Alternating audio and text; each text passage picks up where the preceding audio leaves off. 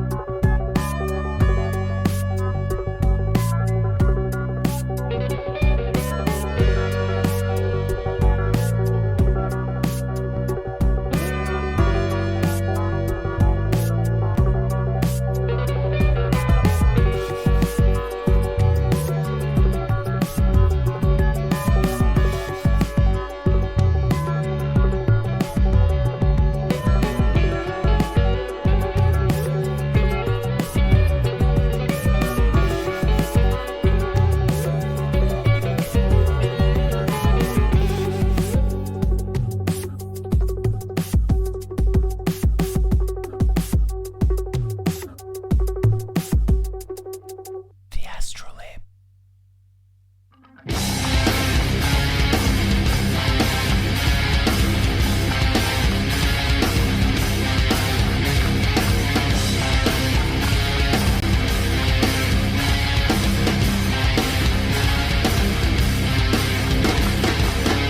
Time to end this suffering. I need a minute to myself. So I drift away. You will never get to me. What can't be done, I'll do myself. So I. We're going to win so much, you may even get tired of winning. And you'll say, please, please, it's too much winning. We can't take it anymore. Mr. President, it's too much. And I'll say, no, it isn't. We have to keep winning. We have to win more. We're going to win more. What's poppin', Labians? How's it going, guys? You were listening to the ASTROLABE. You were watching the ASTROLABE. If you're in the chat, watching live, give me some dancing trumps. Let's see some dancing trumps. That's how I feel. Oh, man. Why am I unmuted listening to myself? This is going to be really annoying if this starts happening. It's the second time that this has happened since I've been sitting at the desk here, that Kick has suddenly unmuted itself and started playing, and that cannot stand. That cannot be a thing. I'm going live like, I don't know, an hour plus later than I planned on, because everything was broken tonight. Streamlabs was broken. It wouldn't connect to Kick. It wouldn't stream. YouTube or Twitter links wouldn't open.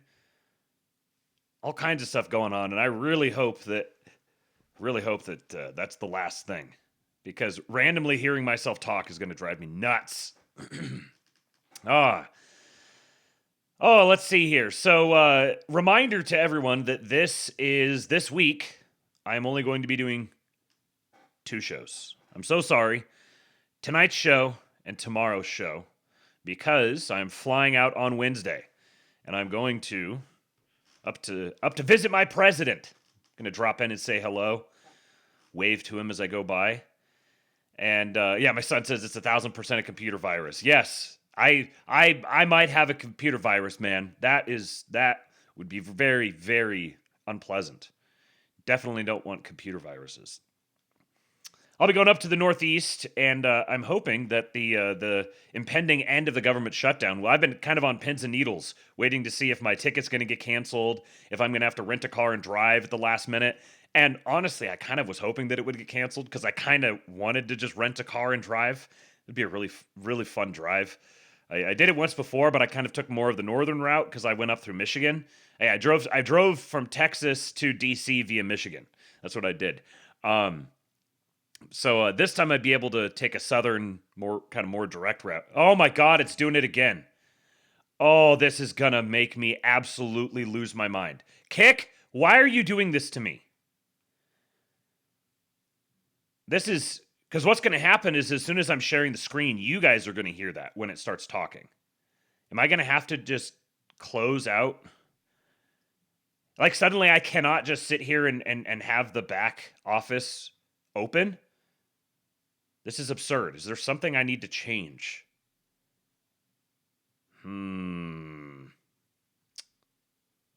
can't just pause it, because if I'll just pause it, I'll leave it paused, and every so often it's like it refreshes or something and starts playing again. So it'll automatically start playing again, and it'll automatically unmute itself. This is gonna be... yeah, the Dutch are attacking the stream. Yeah. Those Dutch! Well, we'll see how this goes. But yeah, I was kind of hoping I would get to drive up there, but looks like the flights are going to be good. Government shutdown's about to end, so I'm guessing that that I'm just going to wind up flying like normal. So I get up there on Wednesday, and I will be flying back on Monday. So I will be out Wednesday, Thursday, Friday. I was not able to get something done. I had an idea of some content I wanted to get made to play while I was gone. Wasn't able to get it. So it involves other people and stuff. So just wasn't able to make it happen. And then next week I'll be out on Monday, but I'll be back Tuesday. So next week, what I'm going to do is I'm going to go Tuesday, Wednesday, Thursday, Friday next week, and then I'll do a Saturday stream as well to make up for it, because this is my sole source of income. So I'm not just doing it for you guys, I'm doing it for me as well. I'm supported entirely by tips and subscriptions and the way you guys support the show. Oh my God, it did it again. Oh! So not only does it automatically start playing it again, it unmutes it when it does that. I've been doing this for how long now? And it has never unmuted itself. And now it is. Okay, we're going to try just logging out and logging back in on Kick. That's the last thing I can do, and otherwise I'm just going to have to deal with this, and I apologize to you guys when the screen share is there and all of a sudden you just start hearing me double talking. There's not going to be anything I can do about it, I don't think. Please log in. Okay, so when I logged in, it unmuted. It is still playing. But it's usually unmuted when I first get there, so... Oh, what the hell? Now I can't comment in my own... What the hell is going on? I can't comment in my own chat. Well, there's kind of no point in... Maybe that solves the problem. If I can't engage with the chat at all, I don't need to have this open. Oh, that's a good idea. I might be able to just mute the tab. Look at you. You smart mofo. Who was that? Who said that? Kingless Kingdom. You smart fellow. That ought to work. We'll see if I assume if the tab is muted that the screen share is not gonna play audibly for you. I assume that's the way that Streamlabs stream share works. We'll see if that fixes it. I definitely won't hear it now, so I'm assuming it's not going to get pushed through to you guys. If it does, then I'm sorry. I don't know what to do. But I can't comment in my own frickin' chat here. So I might just have to open. Oh, there it is. Just had to refresh again. Okay, it's still muted. All right. Well, if you guys hear my voice randomly doubling, I know you guys will let me know, and I can address it when the time arises. But yeah, so next Saturday, not this upcoming Saturday, next Saturday, I will do another stream. And we'll be, after that, we should be back to our regularly scheduled programming for at least a couple of months, I believe. I'm not going to stream on Thanksgiving Day. I've got family stuff going on then, but otherwise expecting to continue with regularly scheduled programming. You guys should, if you're in the DC area, or you want to be in the DC area, you want to be around the DC area, this Friday evening, hit me up. We're going to be doing a King Pilled meetup, and meeting up probably between 6 and 7. I haven't nailed down an exact location yet, but I have a specific, we'll say a specific neighborhood that I'm narrowed down to. So I let the guys know who are in the group chat. I need to consult with some people who are in the area to get some ideas if they have any specific suggestions. But we will be I'll be going up there to meet with the cyberbully, and we'll be going out and he's commissioning us to go out and hit the streets once again. So I'll be there with the boys from the White Hodge Twins podcast, Colin and Juss, and with Mr. Westford, and we're going to go out and hit the streets once again to do some more man on the street. stuff. We've got some very fun ideas that we're cooking up. The cyberbully is cooking up, and he's relaying them on to us. So be on the lookout for some other stuff that's going to come out of this weekend as well. We have some fun ideas. All good stuff for you guys, and we may have some major developments coming here sort of soon with the EWBSX project. We've learned some things that are may accelerate some of our timelines a little bit. So now that I've said that out loud, it's definitely not going to happen. Maybe I shouldn't just speak stream of consciousness, but yeah, it's very, very exciting. I think you guys are going to love everything that comes next. So if you'd like to support that, you can go to givesendgo.com/EWBSX, and we've got a fundraiser, an active fundraiser going there for you guys want to support what we're doing. Make sure you download the EWBSX app. It's free to download and tune in, listen every day. It is free 24/7 radio for our guys. All right, so let's see here. Today I am going to rant about Trump's 50-year mortgage idea. We're going to talk about the government shutdown coming to an end, and then we're going to talk about TND. Yes, TND. I actually put it in the title. Total nagger death. We are going to kill all of the naggers. So yeah, we'll get into that toward the back end of the show. I'll try to suppress those ranting urges until then. But I got some good information for you guys on the kind of the details of what's happening with the government shutdown, why it's shutting down, and is this a good thing or a bad thing? Spoiler alert, we won. Once again, nobody will tell you this, but this was a comprehensive victory under the circumstances. And then I've got a bunch of stuff about the 50-year mortgage. It's honestly probably pretty good that this dropped over the weekend, because if I had done this show I wouldn't have been able to do a show and not talk about it. It would have been very conspicuous. And if I did talk about it, I probably would have started like actively counter-signaling some people, not just insinuating, but directly, personally counter-signaling some people, because this shit is getting completely out of hand. I will rant on this more once we get to that. I got to get through some of the first things before we get to that. I set the show up in this order for a reason, but man, I was fuming the other night. Was it Saturday? Yeah, it must have been Saturday. I was just steamed about all of this. Because for once, this is a subject I actually have a lot of personal familiarity with. I actually know more than the average person about this. And it revealed to me the extent to which so many of these people who are knee-jerk sounding off on every single thing are doing so from a place of ignorance.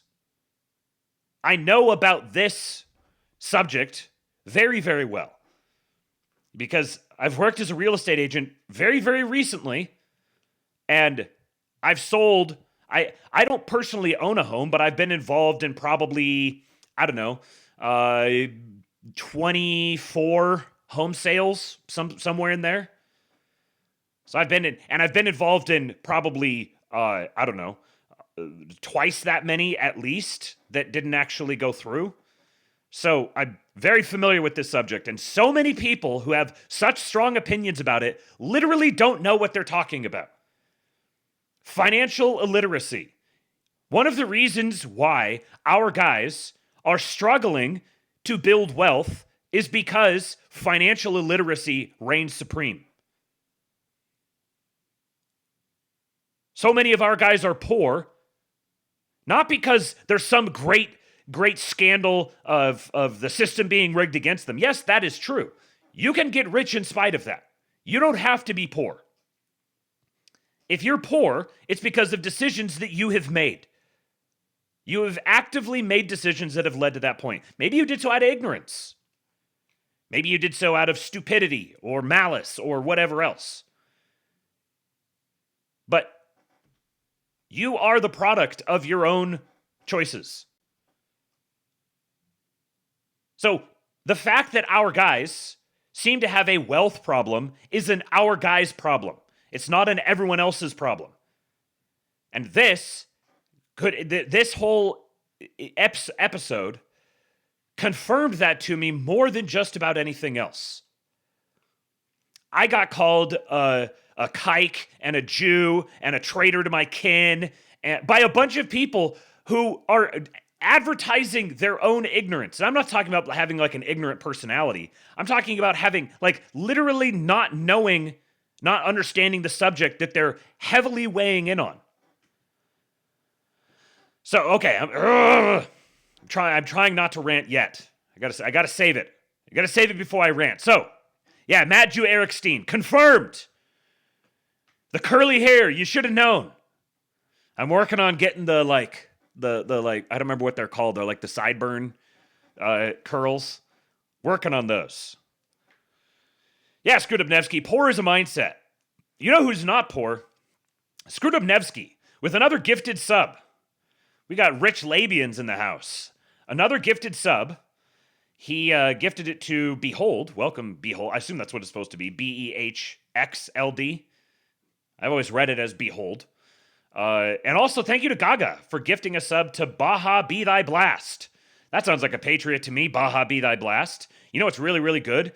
If you go to Taco Bell and you get a Dr. Pepper and you fill it most of the way up. You do probably like 95% Dr. Pepper, 90 to 95% Dr. Pepper, and 5 to 10% Baja Blast. It is so good, so good. One of the best sodas. Of course, I'm one who's always enjoyed. I don't do it very often, but when I have, I've always enjoyed doing the whatever you call it, the graveyard, the hurricane. I've heard a bunch of different names for it. When you mix all of the sodas or all the drinks into one. Niggas doing soda alchemy. Alchemizing nectar. A suicide. Yeah, that's usually what I call it. A kamikaze. Yep, there's another one. Yep, the trash can. Yeah, there's everyone. It's like this is kind of like soda pop or soda or pop or Coke or it's like sneakers or tennis shoes. Each region has their own name for those specific things. There's a Baja Blast pie. Is that kind of like like an apple pie that McDonald's sells, like a little pastry? I haven't seen it. The Baja Blast pie. I'd try it. Yeah, Amy really did not like the Dr. Pepper with a splash of Baja Blast mixture because it was extremely sweet. It's a whole pie, a whole ass Baja Blast pie. That's gotta. Just knowing that exists must be adding like 20 years to RFK's existence. He's got to be so stressed out about the fact that a Baja Blast pie exists. We made Kyle a Mountain Dew. We made Kyle a Mountain Dew cake one year. Of course you did. Of course you made him a Mountain Dew cake. Did it have Monster flavored frosting on it? Was it shaped like a hole in a wall? Oh man. All right. It was an Xbox 360. Oh my God, it was an Xbox 360 logo. Oh, of course it was. That's incredible. Incredible. Nigga's name is Kyle. He had an Xbox 360 logo on a Mountain Dew cake. Incredible. Absolutely incredible. You know JD Vance would have eaten the shit out of that, right? Yeah, 100%. Oh, that's incredible. The European mind cannot fathom this level of freedom. Having a heart attack at 30, your ancestors would have dreamed of this.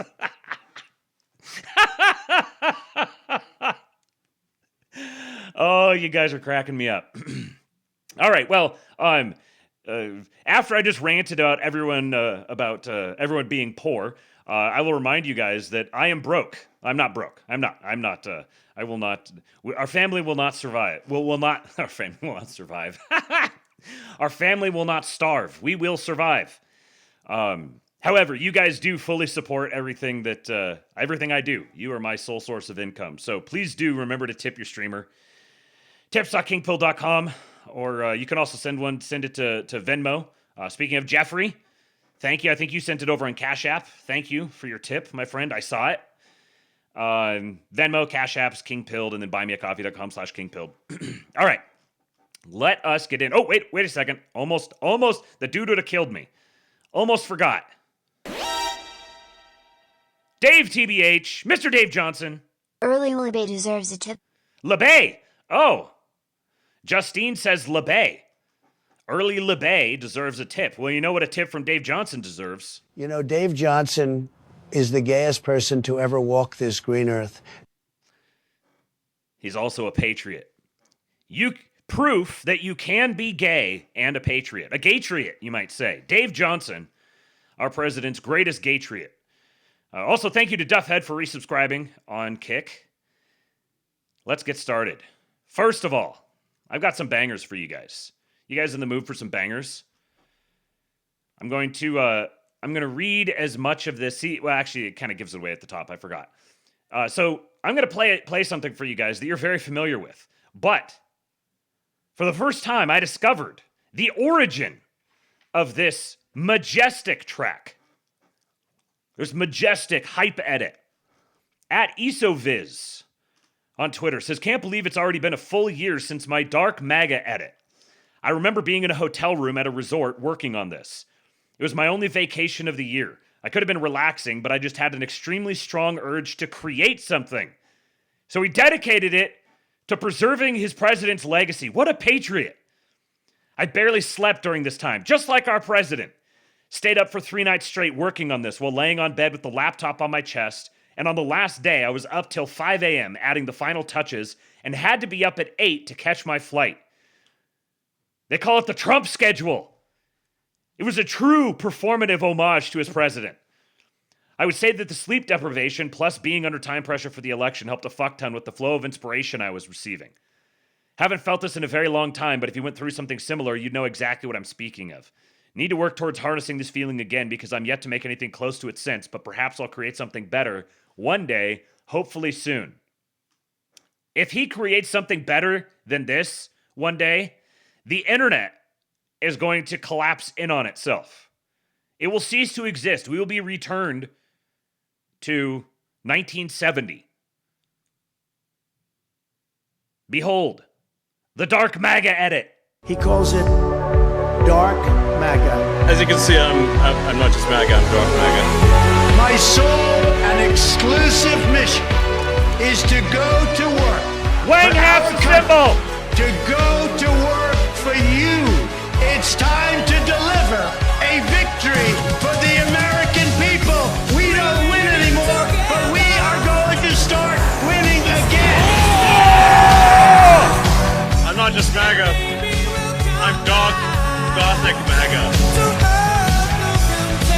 From mountain to mountain, from ocean to ocean, hear these words. You will never be ignored again. And yes, together, we will make America great again. Time to chip, boys.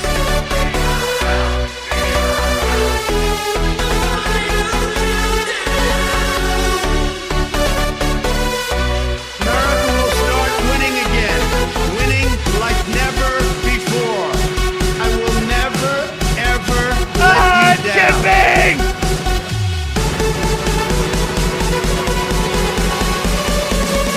This is Donald Trump's house, brother.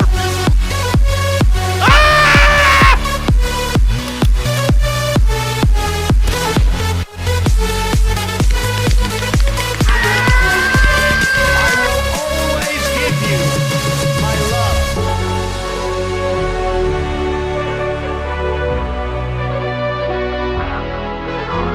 America is a nation of believers, dreamers, and strivers.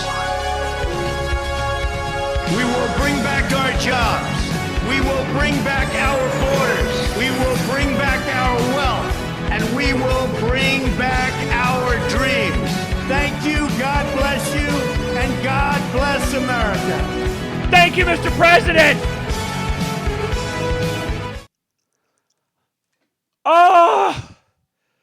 All right, that's the stream. I need a cigarette. Oh! Ay caramba. 40 years from now, as I'm welcoming a great grandchild into the world, I'm going to be playing this. I will look back on this as the most American thing ever created. I don't think it can be topped. Just pure, raw, distilled American energy in 2 minutes and 9 seconds. One of the greatest things ever created, must live on with great fanfare, respect, and love. Shout out Isaviz. What a banger of a clip. So good. Also, a banger from our great agitprop master. He said he was going to create it, and he did. This is not a pseudowave, but it's a maybe it's a mini pseudowave. I don't know. My man is not locked into a single format. He knows how to cook. He's creative. He's diverse in the expressions of his creativity. And he said, I can't remember if he tweeted this or if he DM'd it, but I saw him say it. I got the notification, and I saw him say it. And he said he was going to be a pseudo-short. Yeah, there you go. A pseudo-short. He said he was going to make a sword fight set to Pink Pony Club. And I was like, you madman. You absolute madman. Could it be? Could such a thing actually exist?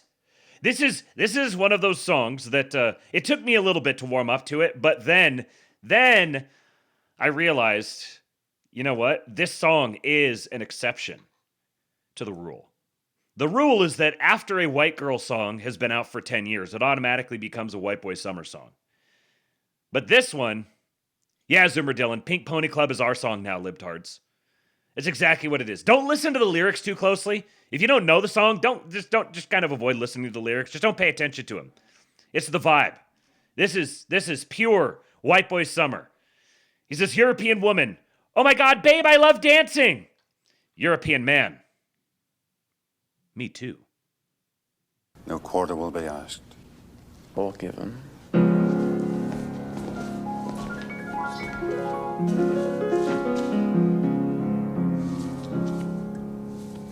I know you wanted me to stay, but I can't ignore the crazy visions of me in LA. I heard that there's a special place. The absolute where mad boys lad. and girls can all be queens every single day. I'm having wicked dreams of leaving Tennessee. If Santa Monica, I swear it's calling me. Will make my mama proud. It's gonna cause a scene. She sees her baby girl. I know she's gonna scream. God, what have you done? You're a pink pony girl, and you dance at the club. Oh, mama, I'm just having fun on the stage in my heels. It's where I belong, down at the Pink Pony Club.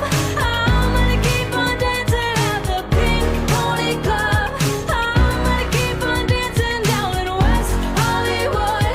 I'm gonna keep on dancing at the Pink Pony Club. Pink Pony Club. I'm up and jaws are on the floor. Lovers in the bathroom and a line outside the door. Black lights and a mirror disco ball. Every night's another reason why I left it all.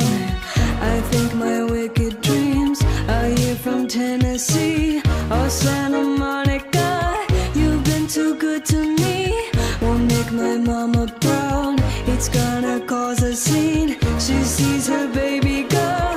I know she's gonna scream. God, what have you done? You're a pink pony girl, and you dance at the club. Oh, mama, I'm just having fun on the stage in my heels. It's where I belong, down at the Pink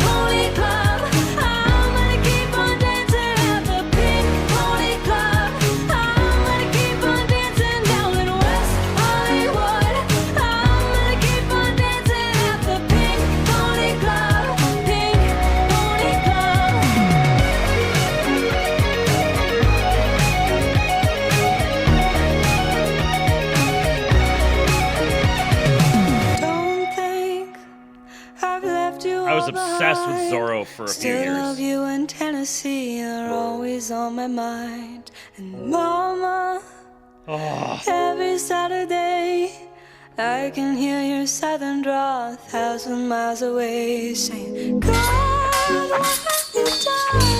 You're a pink pony girl, and you dance at the club. Oh, Mama, I'm just having fun on the stage in my heels. It's where I belong, down at the Pink Pony Club.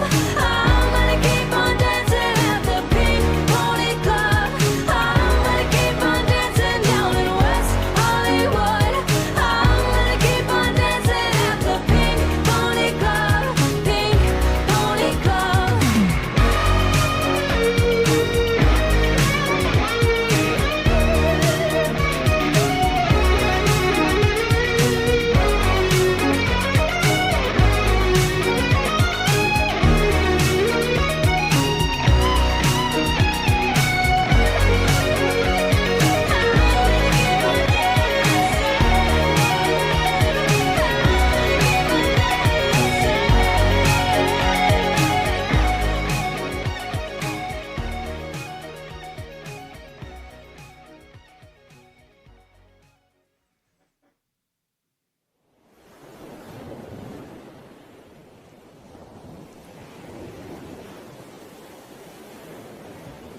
Oh, what a remarkable mashup. Yeah, that is a real guitar solo. Yeah. Princess Bride was in there. Yeah, Kate, Princess Bride was in there. There was I think it was just one shot, but he did have Princess Bride in there. What was I gonna say? The fight with Eric Bana and Brad Pitt in Troy. I learned recently that they had to agree. There was no stunt doubles. That was them fighting it out, and they had like a gentleman's agreement that they would pay each other for every time they accidentally hit the other one. And I think Eric Bana like didn't have to pay him at all, or he only got him like once or twice. And Brad Pitt got him like 80 times. He had to pay him out for all of that. Yeah, it had the Princess Bride scene from On Top of the Cliffs of Insanity. That was another movie that I've seen that movie probably 300 times. Once upon a time I could quote pretty much the entire thing. Yeah, Tooz McGee, movies with duels, especially between friends or dude chick flicks. 100%. 100%, especially between friends. Duels between friends? Oh yeah. That gets the Irish up. Okay. I thought I was going to say something else, but I can't remember what it was. Haven't played a Chuck Dirt clip here in a little while. Oh, which reminds me. This wasn't what I was going to say, but I didn't end up in the pre-show. I didn't end up having time to get into all of this, but or getting ready for the show. When we were going, Amy and Eastwood and I went to the T-Mobile store today, and outside, I'll tweet the pictures of this out, and then I'll share them on the show tomorrow. Outside, there was a bunch of writing on the window, like writing in the dirt on the window of like a closed. It's not open. It's a new like warehouse space or whatever that hasn't been leased yet. So it's all dusty inside, and someone wrote on the window, and it had a bunch of things. It had like a it had the Star of David, it had kike, it had goy, it had a few other things I can't remember what, and then it had Chudkirk. It said all one word, Chudkirk. And I'm like, is one of you guys living around us? Did one of you know that we were going to go to the T-Mobile store here locally? And did you get there ahead of us? That has to be a Labian. Yeah, Slutty Milk. He says, I swear I invented Chudkirk. You're definitely the first one I ever heard it from. I suppose it doesn't take a tremendous amount of creativity to put Chud and Kirk together, but Chudkirk is like a derivation of Chuck Dirk. So someone just happened to say Chudkirk? How would I don't know how you get to Chudkirk without going through Chuck Dirk first. That was kind of surreal. I'll tweet the pictures out and I'll show them on the stream tomorrow. But haven't shown a Chuck Dirk one in a little bit, and these are good. Mikey McCoy says, sometimes when I'm having a bad day, I just watch videos of Cowboy Charlie Kirk. I remember telling Charlie, not everyone can say they got to ride a horse in downtown New York City. Oh, jeez. There.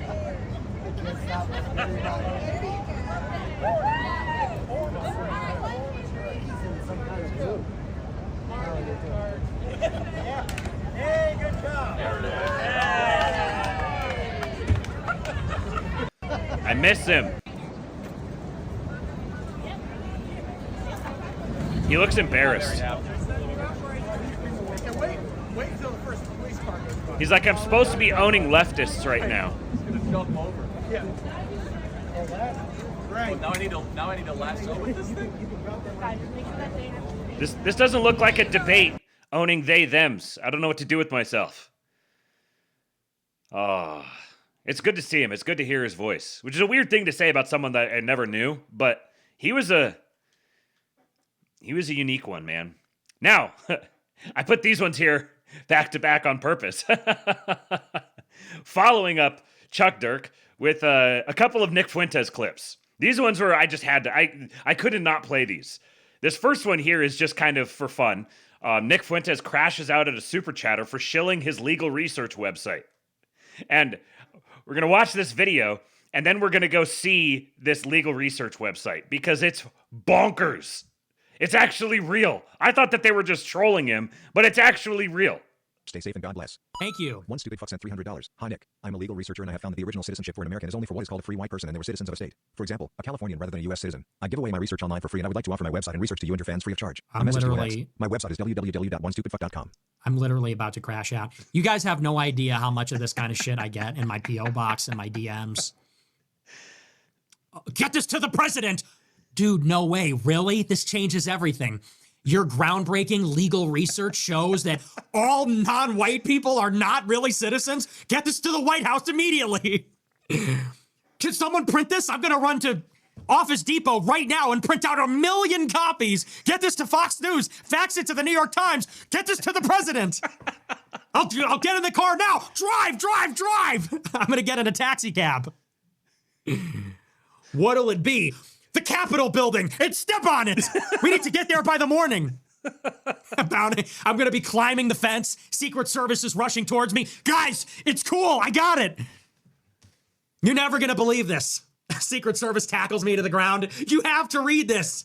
Get this to the president immediately. Get it to Trump. That's insane, man. Someone needs to tell you this. You're a crazy person.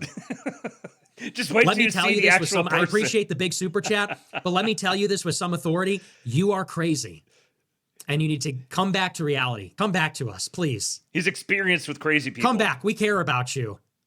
Return to reality at once, please, promptly. I'm a legal researcher, and I took a magnifying glass and I looked at the Constitution, and it turns out that the only citizens are whites, and they're citizens of the states. Oh man, holy smokes. Holy fucking smokes, bro. Alert the media. Why are you sending this to me? When you should be sending this to the New York Times and NBC. We interrupt this messaging. We interrupt your programming with a breaking news update at 12:48 a.m. Central Time. Groundbreaking legal research shows that citizenship has just been revoked for 150 million Americans. Authorities are figuring out how we're going to physically remove all of them. Why do I always get the nuts? Astro ever sent one? Well, I mean, I could probably answer that question for you, but I think I'd feel a little tedious if I did. So, onestupidfuck.com. This is the guy. This is the guy who super chatted him. Welcome to my burning dumpster fire of a website. I hope you hate it as much as I do. Click here if it's your first time here and you don't know where to start. A horny, worthless, racist bastard looking for his next victim. Sometimes certain people in life evolve over and over again and eventually hit a truly advanced level of complete fucking shit. I make those people look valuable. Read about how depressing I am. I hope you find this pop-up terribly annoying. You've been loitering on my site for more than 30 seconds. I'm going to start charging you rent. Let me infect your email box with trash and bacteria. My contract killer course will shred your feeble mind. 25 days of one video per day. My cucumber being jammed right in your disgusting mouth. Totally and utterly free. I don't even want your money. Fuck you. Head over to the sign up page by clicking the button below. He has his secret menu. Click here to see my store. Don't do it. Follow my retarded content. I'm in Los Angeles. If you're thinking about sending a message, don't. Watch my contract killer course videos first before wasting my time. If you're a cute girl trying to get my attention, send me a message. This is the guy. Look at this. This is who he is. Him explaining who he is. And then, in case you were wondering, he actually does have a course on this like sovereign citizen thing. His book is called The Guide to the Most Beautiful Woman in the World, the United States of America. This is the hottest and newest edition of my platform. This book is a rewrite of TM 2020-25, which is an incredible Army training manual about citizenship from 1928. This book will take you on the journey that is America. It contains a full timeline, complete with congressional hearings, court cases, etc., that shows and explains to you the entire heart and soul of our glorious nation.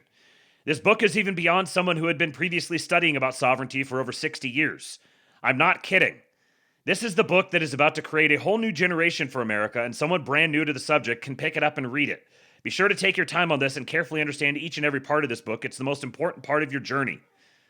So he has this course. You sign up for it. He sends you these videos. What does he say? He says, I want to be very clear and tell you that no, I will not send you more videos per day. Unless you send me nudes or some shit or invite me over for pillow fights with you and your friends. Females only. I'm not going to be giving you more videos than the one per day that come naturally. This shit is free, so if you think you're in a position to demand shit from me, you're sadly mistaken. I practically get off on emotionally abusing you, so go ahead and test me. If my voice turns your dick into a Snickers bar and you simply must have more, there are literally almost 200 shows available all over YouTube and Rumble that I've been on. Never heard of this guy, but look at this. He has a page on his law group website about driving versus traveling. Read my state citizen theory page here on this site. Read my treatise on the word person over on my law group website. Look at this. He wrote out all of this for all of it. He offers $2,000 per hour recorded video consults. I was just like, he says, I don't have access to the Federal Reserve discount window yet. We have some teams putting together federal credit unions, and I'm also working on opening one as a bit of a back burner project, but none of them are open yet. When I saw what's his name, Fuentes crashing out at him, I figured he was someone who was trying to troll him, which is why he called himself One Stupid Fuck. But no, that's literally the name of his website. The name of his website is One Stupid Fuck, and he has Pickle Rick with legs as his his logo. I tumbled down one of the weirdest holes on the internet all of a sudden. Nash, it's pretty obvious this shit's way over y'all's head. Oh, I know, I understand it completely. I actually find it kind of interesting. I think as a matter of trivia or whatever, I think it's interesting. And I'm sure that there's some people who probably do decide to go down this whole rabbit hole and get big benefits from it, making themselves an LLC and separating their legal person and their physical person and all of that. I'm very well aware of this. I've been down this rabbit hole many, many times. And you know what? To the people who get some sort of benefit out of it, more power to you. I'm absolutely happy for you. I don't have time for it. But it's certainly fun, and I'm glad he's made his presentation entertaining. Okay, so then I have a couple of these other ones. Why is Nick so popular? Example A. We're in the middle of a Holocaust. Do you know what's happening in Europe and the United States? The white population is being genocided. Where there used to be pillars and cathedrals, where there used to be order, where there used to be science and reason, now there is chaos and death and crime and superstition. And that is because all of these countries were white, were Christian, and now they're not. You want to talk about a Holocaust? We're in the middle of a Holocaust. We're in the middle of our Holocaust.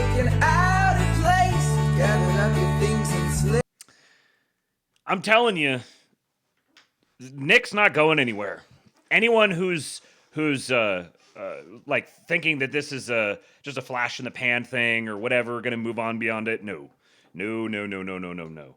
I found that there's a lot of people who have very strong opinions. same fucking issue. A lot of people who have very, very strong opinions about Nick who very obviously do not listen to him, have not listened to him beyond just the clips. If you just sit down and listen to a couple of his episodes, especially the ones in the last couple of weeks, he's much easier to listen to than he used to be. And there's still some stuff that some trails he goes down where I'm like, all right. Come on, Nick. Some of it is still hard to listen to, but in general, he's not going anywhere. There is no one else in the game right now. The only other person who's even close to the way that he is hitting these subjects from like speaking to a young man, and especially a young white man, the only other person even remotely close is Asmongold. And they're in totally different categories. This one, I have one other clip from him, because this one, I just if you don't get the Nick Fuentes phenomenon, or like you don't see what I mean when I say he's not going anywhere, like he has broken through and he's going stratospheric, just go listen to a couple of his episodes. I think you'll probably be surprised. This was from his, I believe this was his last one. I think this was from Friday. And he's talking about Megyn Kelly interviewing Tucker and then interviewing Ben Shapiro and Ben like at her. And he was cooking here. Megyn Kelly introduces a subject. She goes, I'd like to talk to you, Ben, about Nick Fuentes and Tucker, but first I'd like to show the audience this clip where Nick Fuentes is playing Grand Theft Auto and he runs over a character who appears Jewish and says, that was Ben Shapiro, and then they play like a 3-minute clip from a 7-year-old stream where I'm giggling and saying, I think I just ran over Ben Shapiro, It's pretty funny. And then everybody boos. Then the audience goes, boo. They go, boo, boo. Your boos mean nothing. I've seen what makes you cheer. You people cheer for genocide in real life. We have reached, by the way, the pinnacle of fake outrage. Talk about fake outrage. I can't wait for my Megyn Kelly interview. This is right here. You've called Jewish people fat pigs, slobs, disgusting animals. Only Ben Shapiro. In fairness, it was more than Ben Shapiro. We have reached the pinnacle of fake outrage. So let me get this straight, Megyn. Megyn with a Y. Let's get this straight, Megyn. There's a genocide going on right now in Gaza. People are being shot in the back of the head. Starving, hungry people on the brink of death are traveling miles by foot in a war-torn area to get food. They're shot in the back of the head. Children are being shot in the head. Prisoners of war are being raped to death. Refugee camps, evacuation zones are being bombed directly, civilians murdered. You're showing a clip of a video game? That's cartoon violence. You're showing a clip from a video game from Grand Theft Auto. We're supposed to be offended. We're supposed to be shocked. That's supposed to shock our conscience. Randy Fine says all Palestinians are demons. Kill them all. Thomas Fatassy. Kill them all. I laugh when children starve to death. That's Congressman Randy Fine. Are you going to show that screenshot before you talk to Ben Shapiro? Are you going to show those screenshots?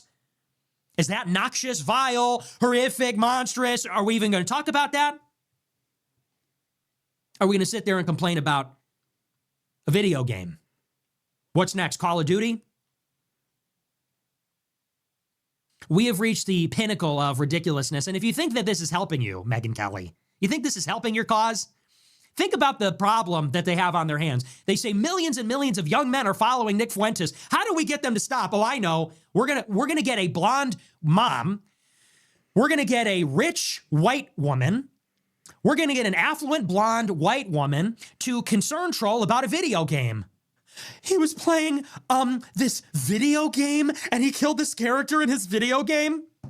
You think that's going to get everybody back on board? That's the recipe for winning back the young guys? 15-year-old young guys are going to watch that and say, oh my gosh, I love Nick Fuentes, but then I saw that. Fuck out of here. Get the fuck out of here. They are offering him every conceivable opportunity to take the moral high ground. This, especially because the clip that they actually played was so egregiously edited. If anybody does the remotest bit of digging on that and just searches for the full clip, they're going to see how egregiously edited it is. The whole clip was long. The one I saw was like 5 minutes long, over 5 minutes long. And he's running. Almost the entire video is him running after this Jewish guy saying, Ben, debate me, Ben.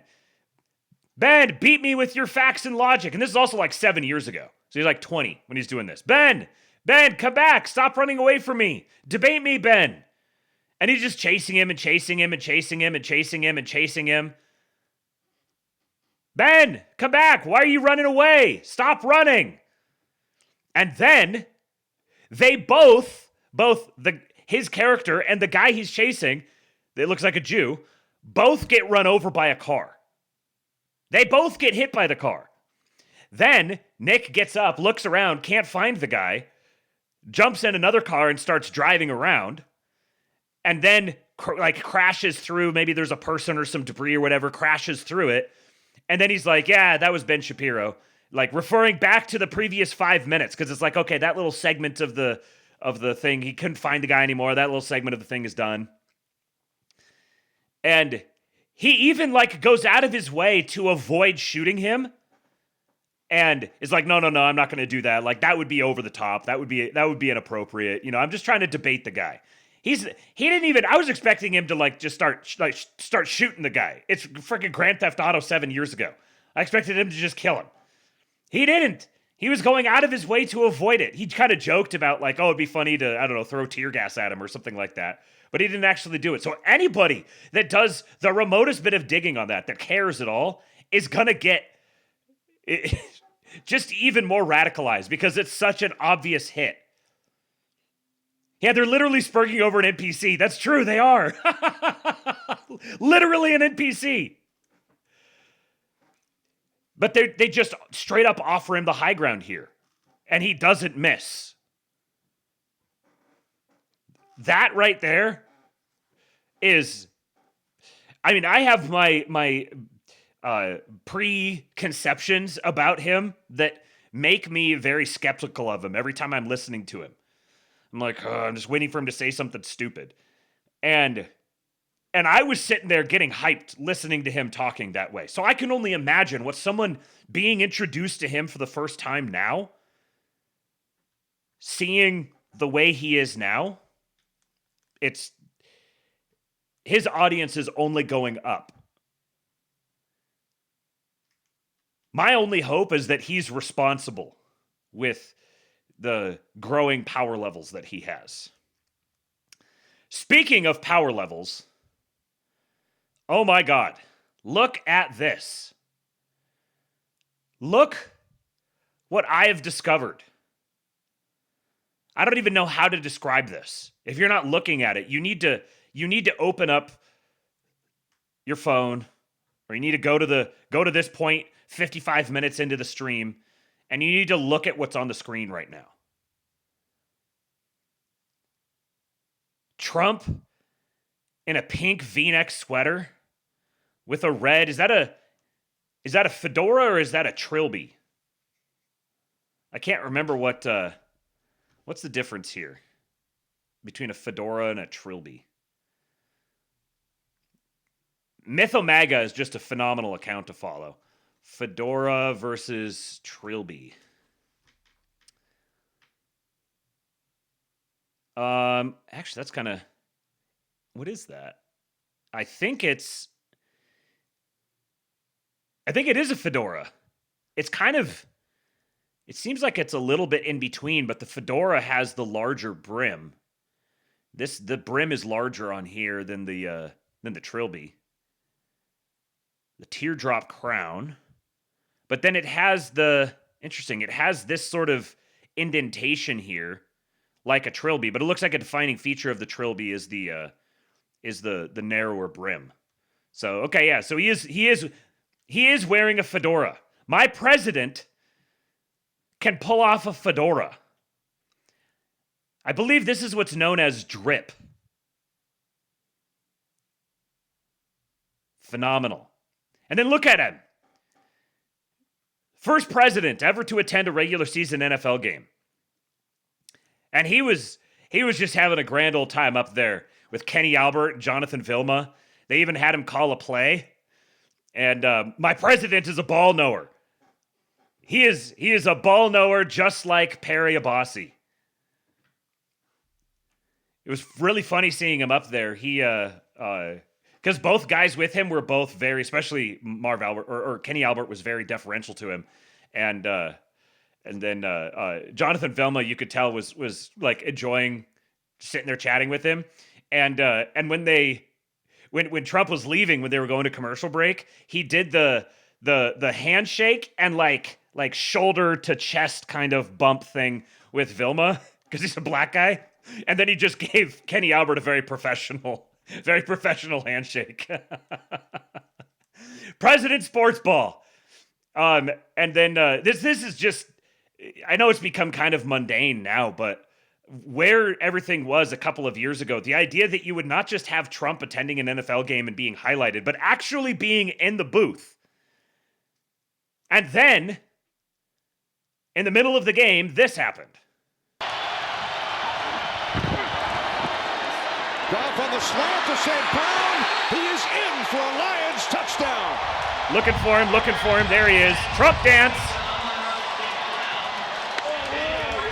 Amon-Ra St. Brown with the Trump dance.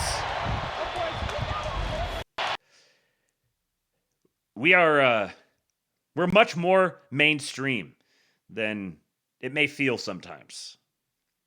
Okay, let's talk about this government shutdown.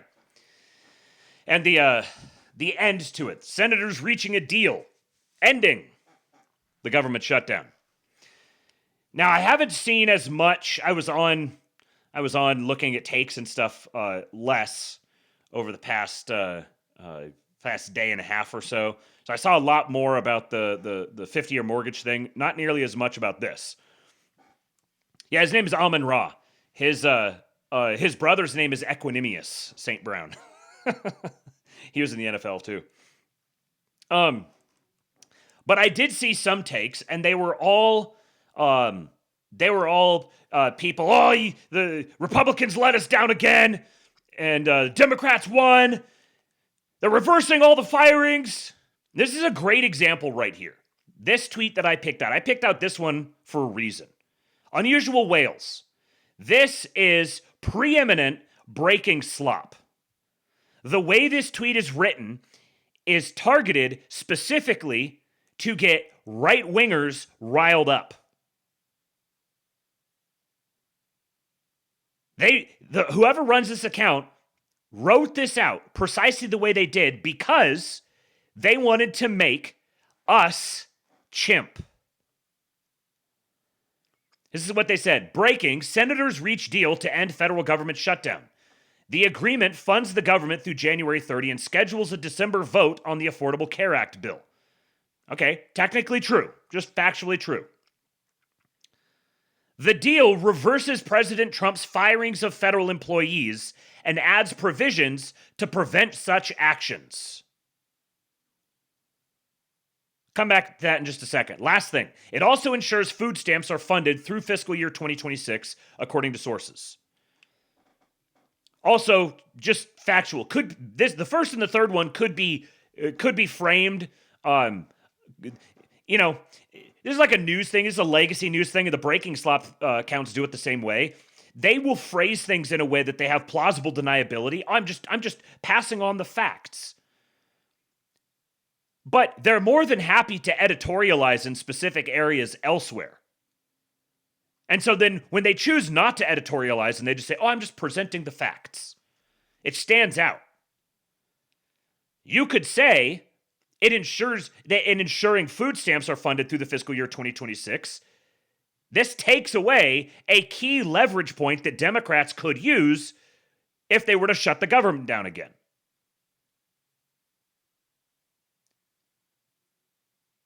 Also, the agreement to fund the government through January 30 was literally what was being asked for to begin with. What the Democrats ultimately agreed to was not just what they were being asked for all along.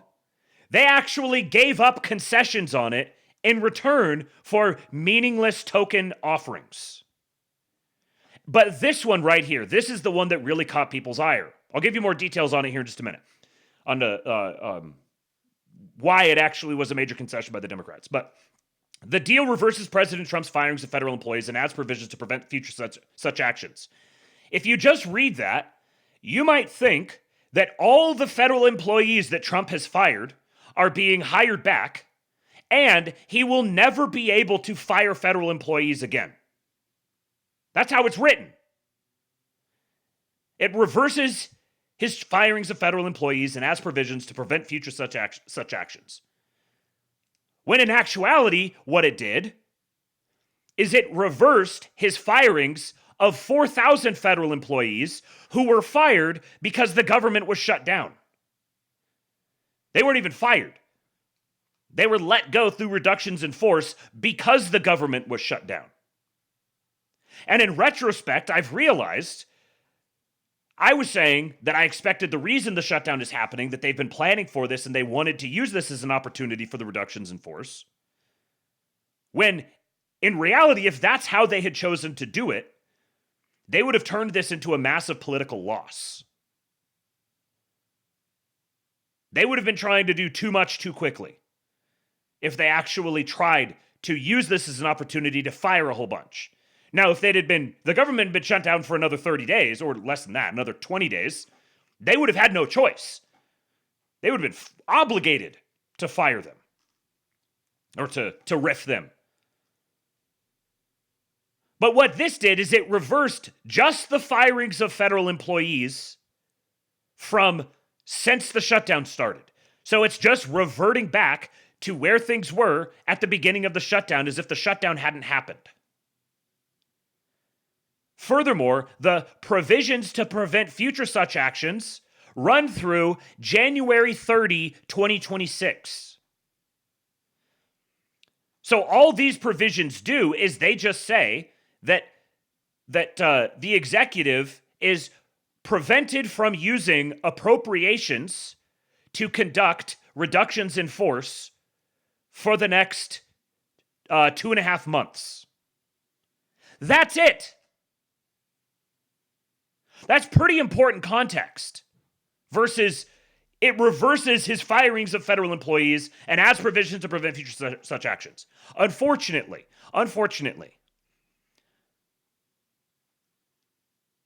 almost like a significant plurality of our guys have been conditioned by breaking slop now to just abreact immediately.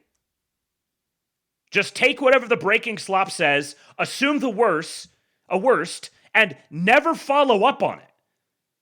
Don't go see what the actual details of it are. Because if you go and look at the actual details, you see that this was an epic capitulation by the Democrats. The Democrats just accepted all responsibility for shutting down the government. They absolutely fractured their base. Chuck Schumer may have just ended his career. And they didn't just get no substantive concessions, they actually gave up even more. Here's the key terms of it. So, they're agreeing on a continuing resolution. Now, there's a bunch of votes that have to happen to actually make this go through, and who knows what's going to get hung up along the way. Rand Paul is being a dick again and trying to get, as Mike Johnson said, he's trying to get some sort of, what did he say? He had some sort of parochial priorities he wanted to get addressed, and he wants to leverage this as that opportunity. So, you know, between now and the next couple of days, there's going to be a bunch of different votes and there's different ways that this could go. But as of now, this is the agreement. I think it's 8 Democrats. They have pledged that 8 Democrats will cross the aisle to vote to end the filibuster so they can proceed and with and they've agreed on the terms for this. So 8 Democrats will vote to get the 60 votes necessary to end the filibuster. They've agreed on that, and then they've agreed on these terms for a deal to reopen the government. So funding extends most agency budgets at current levels. This is what the Republicans were looking for to begin with. This was the original continuing resolution, was just extending most agency budgets at current levels. The Democrats wanted to get ACA subsidy extensions because those were set to sunset. They wanted to get that plus a whole bunch of other shit. They had a $1.5 trillion bunch of pork. They were holding the government hostage to try to get them to include that. No, not nuking the filibuster, slutty milk. They're just ending the filibuster, like ending this particular filibuster. So the Democrats are filibustering because they need Democrat votes to actually get the 60 votes necessary for cloture so they can go on and actually vote for it. So they're in like the open debate point, and the Democrats are filibustering. So they needed Democrats to cross the aisle, vote for it, and they got enough Democrats to go with the Republicans. Some Republicans aren't going to vote for it, but they got enough Democrats to vote for it so that they can end this period of filibustering and move on. So what the Republicans were looking for originally was just extending most agency budgets at current levels. However, what the Democrats gave them was providing full year fiscal year 2026 funding for VA and military construction, USDA, and the legislative branch. So I think this is probably congressional salaries and security and that sort of thing. USDA, SNAP, and WIC. So with USDA fully funded now, if the Democrats want to shut down the government again, SNAP and WIC are both going to be paid. So they're not going to have that pain point they can inflict to try to leverage Trump. And then funding for the VA and military construction. A guaranteed back pay for 800,000 plus furloughed or essential workers, which is normal. These are all the workers who had been furloughed because of the government shutdown. So it's just saying, okay, now that we're reopening, you'll get paid for the time that you were furloughed. It reverses 4,000 layoffs and bans new layoffs through January 30, 2026. This is not quite right. I told Grok to just summarize it concisely for me. So it, like I said, it's not banning new layoffs. They could still technically lay people off. They just can't use appropriations specifically to conduct reductions in force. So it's a very narrow thing. And then the 4,000 layoffs being reversed are just the employees who were only laid off because of the government shutdown. Fully funds SNAP through September of 2026 for 42 million recipients, and maintains HUD rental assistance through December for 2.4 million households. So it just took 2 massive levers away from them in case they wanted to shut things down again. Now they can't inflict pain on their voters or not just their voters. They can't inflict pain on the American population to try to leverage Trump. With these levers, they would have to find new levers. It would be very, very transparent what they're doing. Excluded. No ACA subsidy extensions. They're going to have a separate vote on that in December. And that vote doesn't need 60. That vote just needs a majority. It is going to get absolutely dunked on. So they gave them a token vote on this. Here we go. Yeah, we'll you put together a proposal and we'll vote on it in December. No, and it's not going to get, especially after all of this, there's no way Republicans are going to agree to anything on that. No disaster aid or long-term budget fixes. So it's just freezing current spending levels. It restores essential services, e.g. air travel, and avoids $11 billion in economic losses, but defers broader fiscal year 2026 budget talks to December.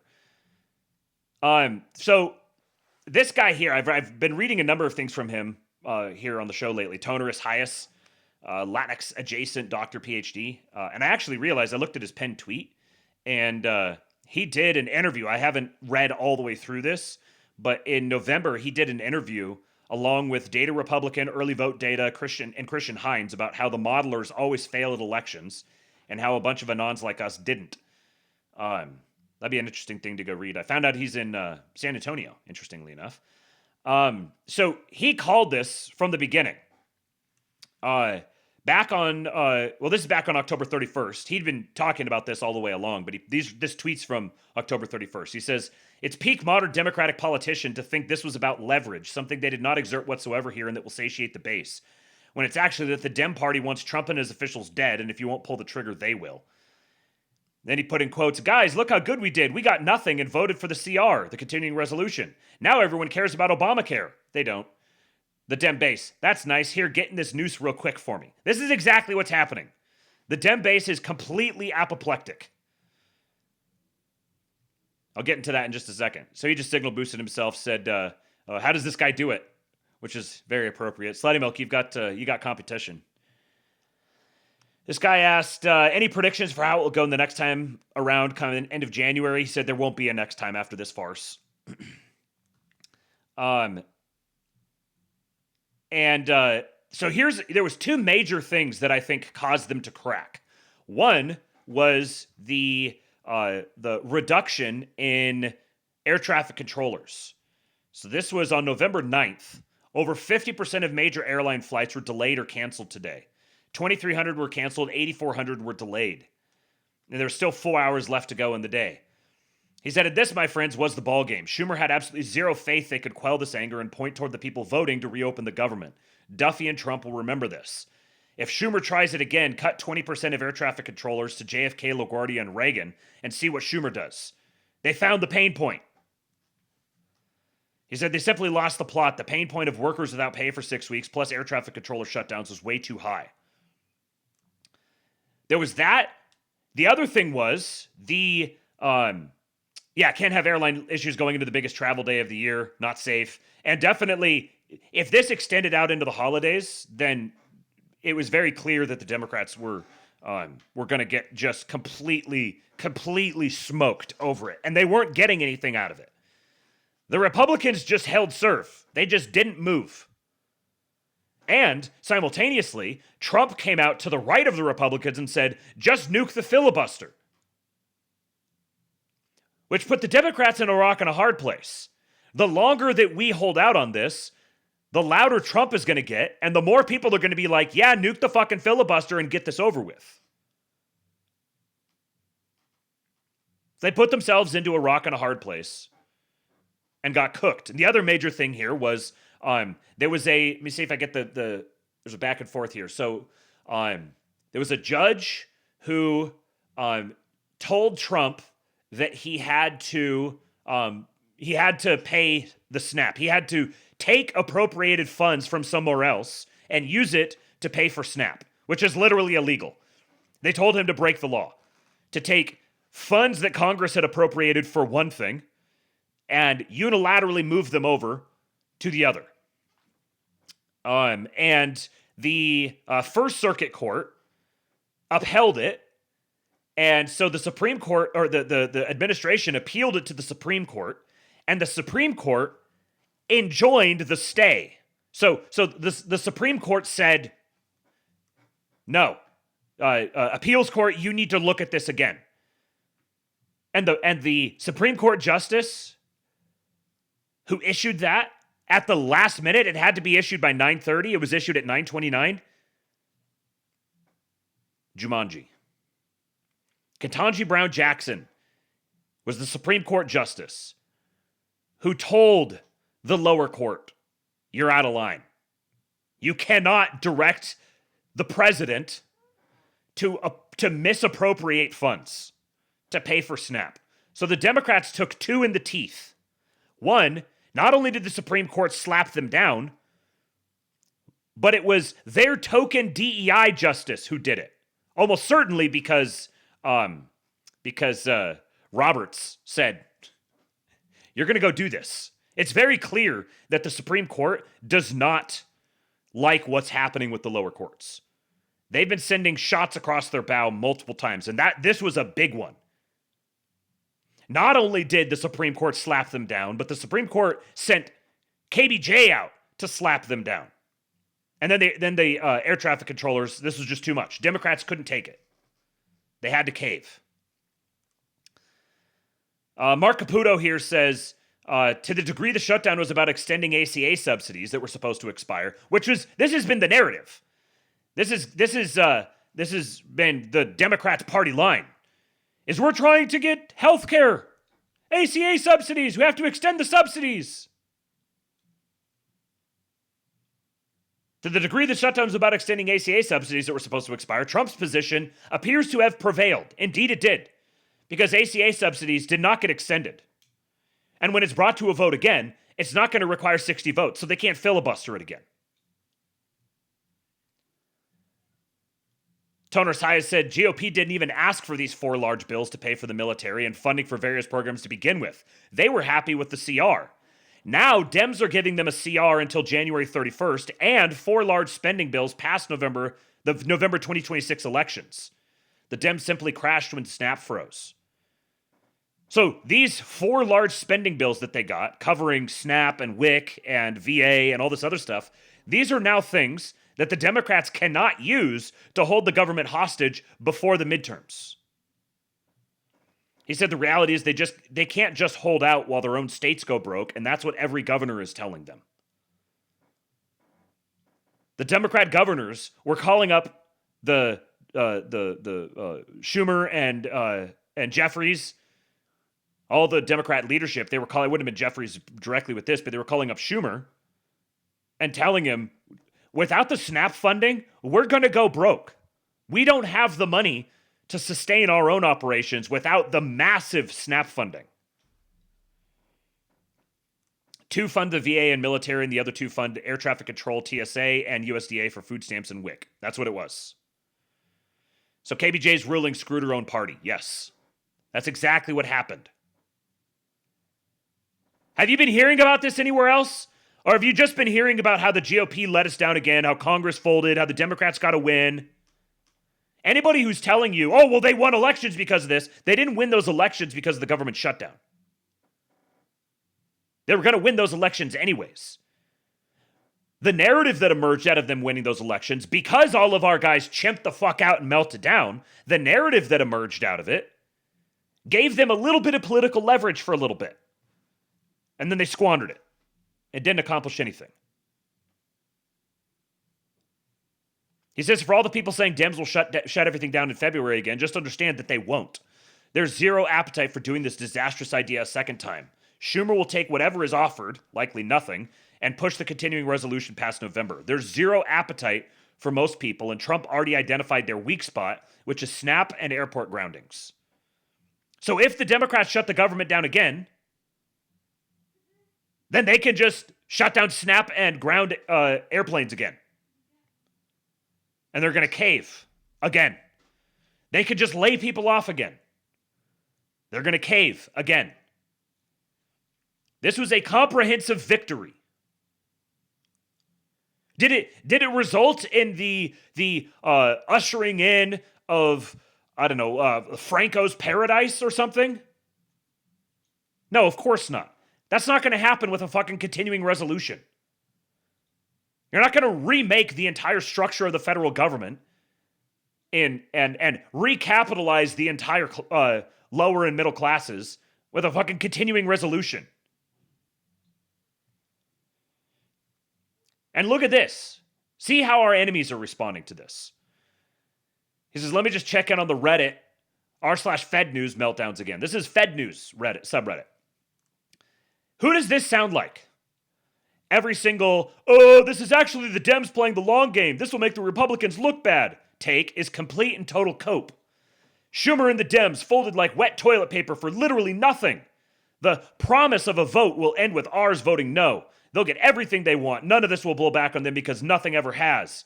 20 million plus people's healthcare is totally fucked. This whole charade was for nothing. There's no fight in these old fucking dinosaurs. All of them need to be put out to pasture. Who does that sound like? I could just flip this around.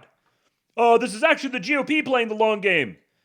This will make the Democrats look bad.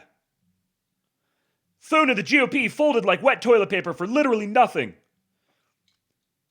And so on.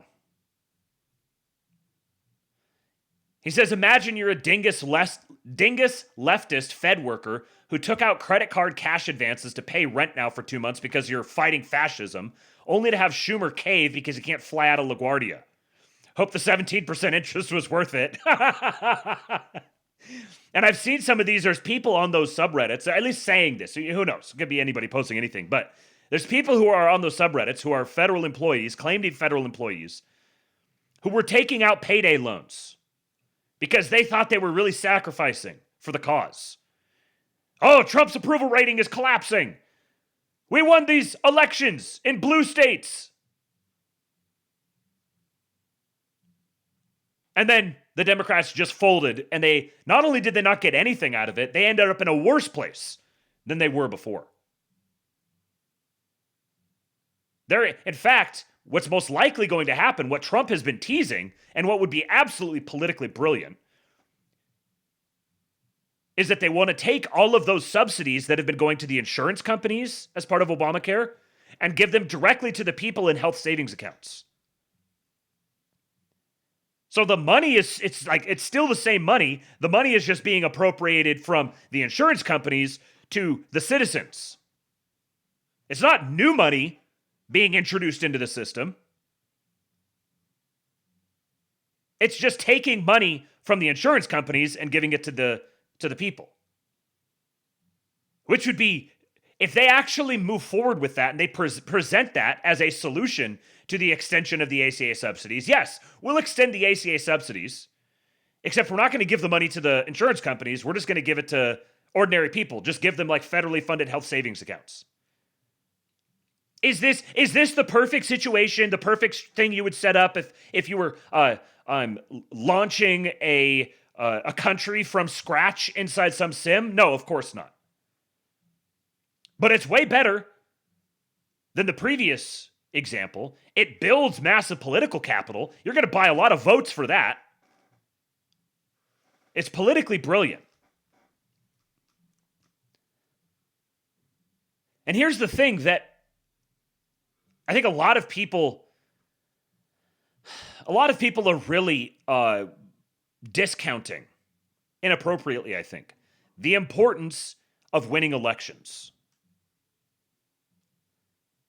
Everyone's demanding all of these. It seems, I tweeted something like this and I can't remember exactly what it was, but it was something to the effect of, it seems as if like the only acceptable policies are the ones that will bankrupt the boomers, destroy private equity. I don't remember. Like how do you think you're going to win an election? If Trump comes out tomorrow and says, I'm going to bankrupt the boomer generation and I'm going to go to war with private equity, he might win your vote, but he's going to lose a hell of a lot more. There's still something like 70 million boomers. Boomers vote. Boomers vote more than young people. If something is not politically possible, it's not possible.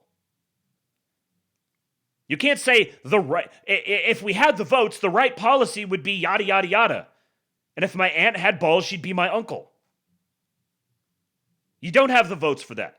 Political reality. You can hue and cry and moan and bitch and complain and curse the boomer generation all you want. The only acceptable policy is the one that destroys the banks. Really? You think that sustainable politics is going to war with banks? Sustainable politics in 2025 is going to war with commercial banks. You think that's going to be a good tactic? Have you forsaken your senses? If your preferred political policy is transparently attacking the boomers, attacking the banks, attacking private equity, you are rooting for the very mass death crisis you think you're trying to avoid. Because that is just simply what would be a consequence of that. We're nowhere close to the completely tear down and reinvent the system from whole cloth stage. We're decades away from that. You think it's bad now? You have no idea how bad it could get. So this whole totally pull out the stops and do all the most crazy aggressive things possible. Forget elections. It's absurd. Skrodnevsky says, I think it's impossible also, but that's what is needed. But here's the thing. If doing that would be unsuccessful and massively destructive, then it is not what is needed. Because we don't live in a hypothetical timeline. We live in this timeline. This is the only timeline that we live in. And the political realities are just as much realities as any others. So I understand what you're trying to say, but understand what I'm trying to say. That's what's needed. Well, if doing that would have big negative consequences, then that's not what's needed. You know what? You see what I mean? You can't strip it away from the major negative consequences that would come from it. The average person, I think we spend so much time in these little bubbles online that it's hard to model the mind of the average person who doesn't have a frickin' clue about the vast majority of this stuff. And they're sort of unhappy, they're dissatisfied, they're disgruntled. Some of them are super depressed, addicted to drugs, whatever. Lots of them are just kind of ho-hum. There's a lot of frickin' people in this country. Even if you get rid of all the ones who don't belong, there's still a lot of frickin' people in this country. Your brain cannot comprehend what a population of 50 million people would be. If you saw 50 million people in front of you, your brain would break.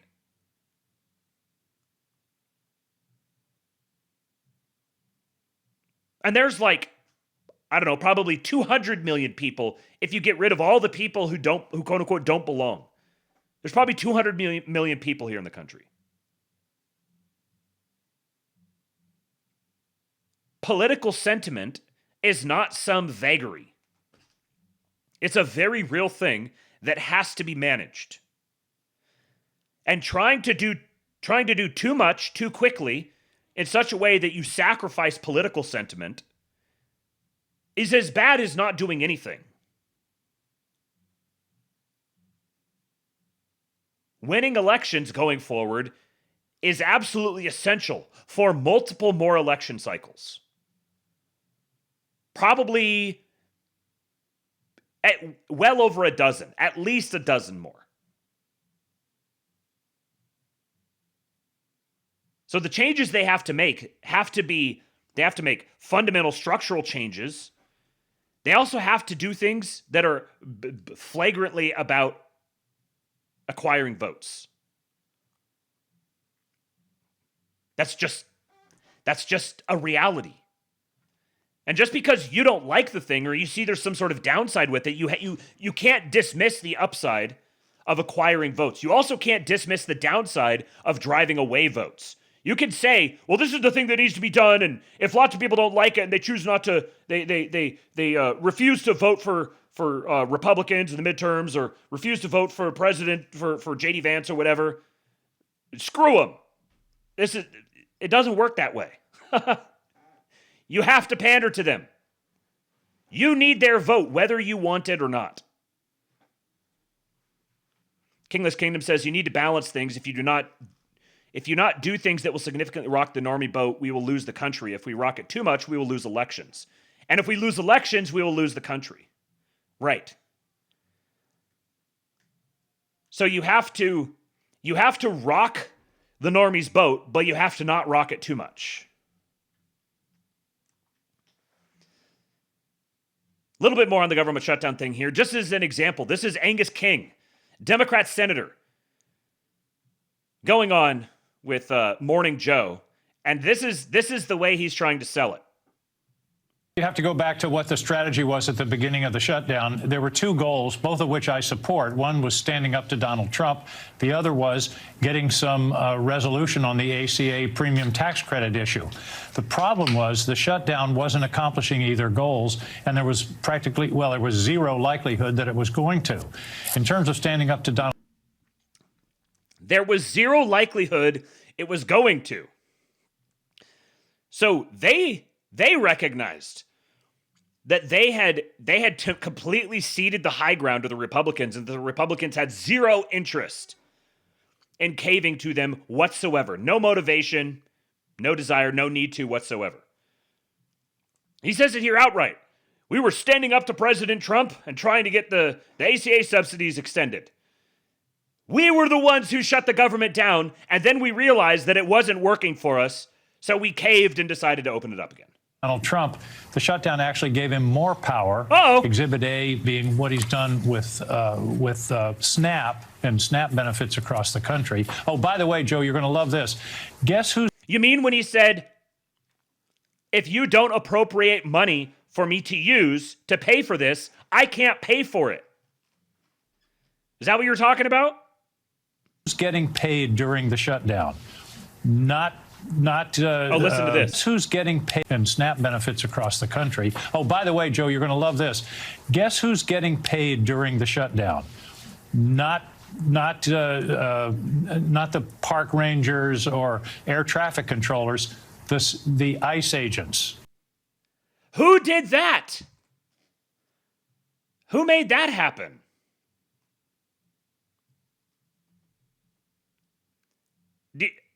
Do you see? Do you see the plan? Do you see that when the administration undertakes a particular policy, they also are thinking of what's coming down the line? So as part of the One Big Beautiful Bill, they ensured that funding for ICE agents could not be held hostage.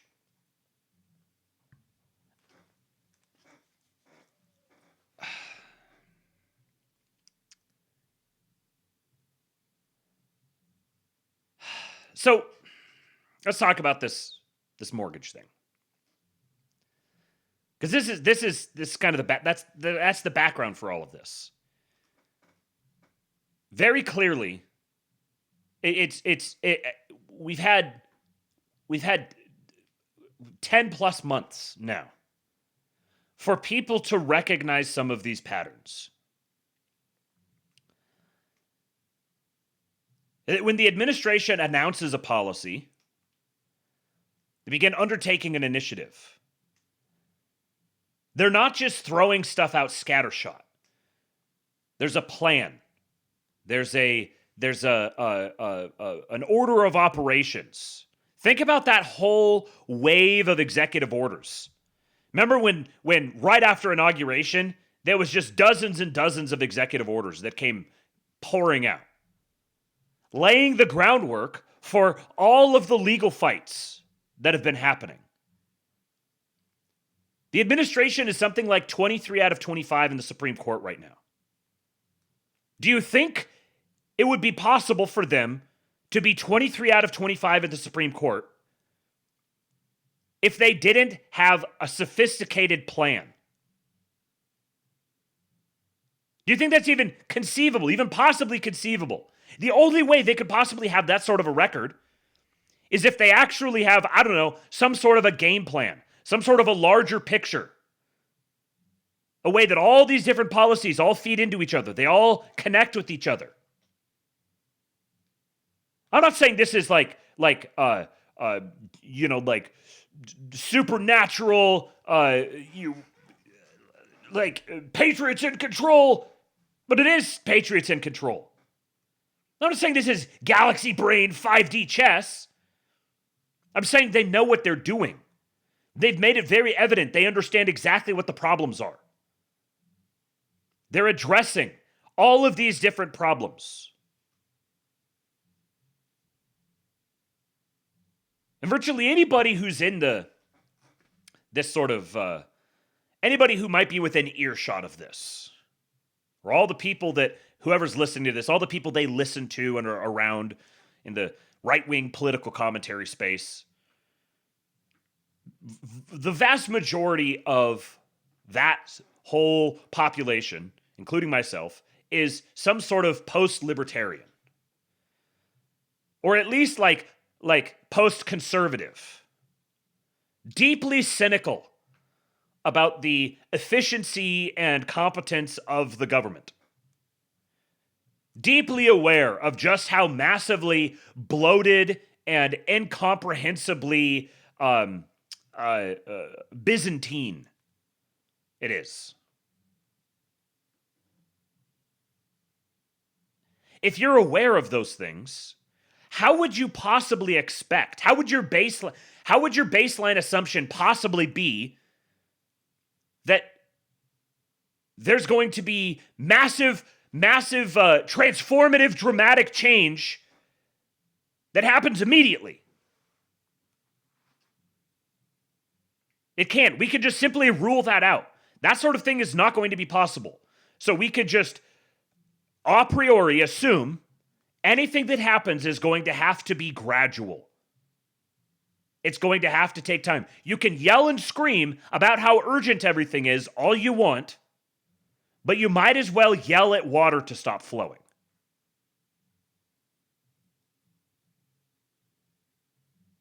We're all on the same page on this. Yes, things are going to have to move slowly. Much more slowly than we want it to. That's the nature of the beast. So what are we looking for? We're looking for trajectory. We're looking for coherence. We're looking for how fundamental are these changes? How deep down are they digging into the plumbing? Have they perhaps published tons and tons of essays and white papers and policy proposals and have hundreds and thousands of hours of commentary describing what they're wanting to do and how they're wanting to do it? Does that exist out there? Have we gone and perused all of this to get an idea of what they're doing? Because clearly they're much more competent than any other sort of government that we've ever encountered. I think even the skeptics, even the deepest skeptics, would have to recognize that there's a clear difference between this administration and past administrations in terms of their competence and the swiftness with which they address things and the sheer number of different things they're all trying to address all at the same time. I think even the deepest skeptics have to acknowledge that that's true. You could say, well, if you zoom out, it's really not moving that much. They're just rearranging deck chairs on the Titanic. Okay, well, relatively speaking, within the realm of reasonable and expected and acceptable, they're clearly far removed from any of their predecessors. So when a policy is announced, all of a sudden, it just comes out, your knee-jerk assumption should not be, this is the single, only, ultimate, final solution. Pun fully intended. This is the silver bullet. This is the only policy. They get one shot at this. And if it's not right, it's all over.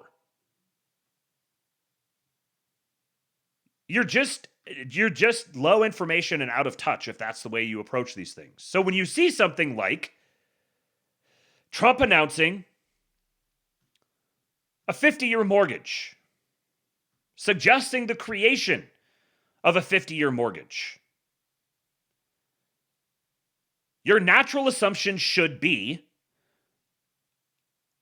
okay, well, I could see areas where that could go wrong. There's some really clear, obvious areas where that could go wrong. So I wonder what else they're planning that would mitigate those things. Like, they're not retarded. So something like expanding housing demand will drive up prices. So they've been on the record talking about how prices are too high, how the middle class is being priced out, how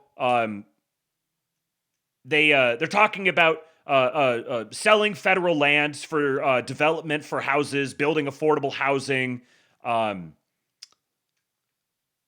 Prices are too high, rates are too high, slashing regulations, trying to get builders to build more. Trump has talked in the past about the builders. There's too many builders that are sitting on undeveloped land and they need to develop it. So it must be that they have a set of policy proposals around this to accommodate for the potential downsides of it.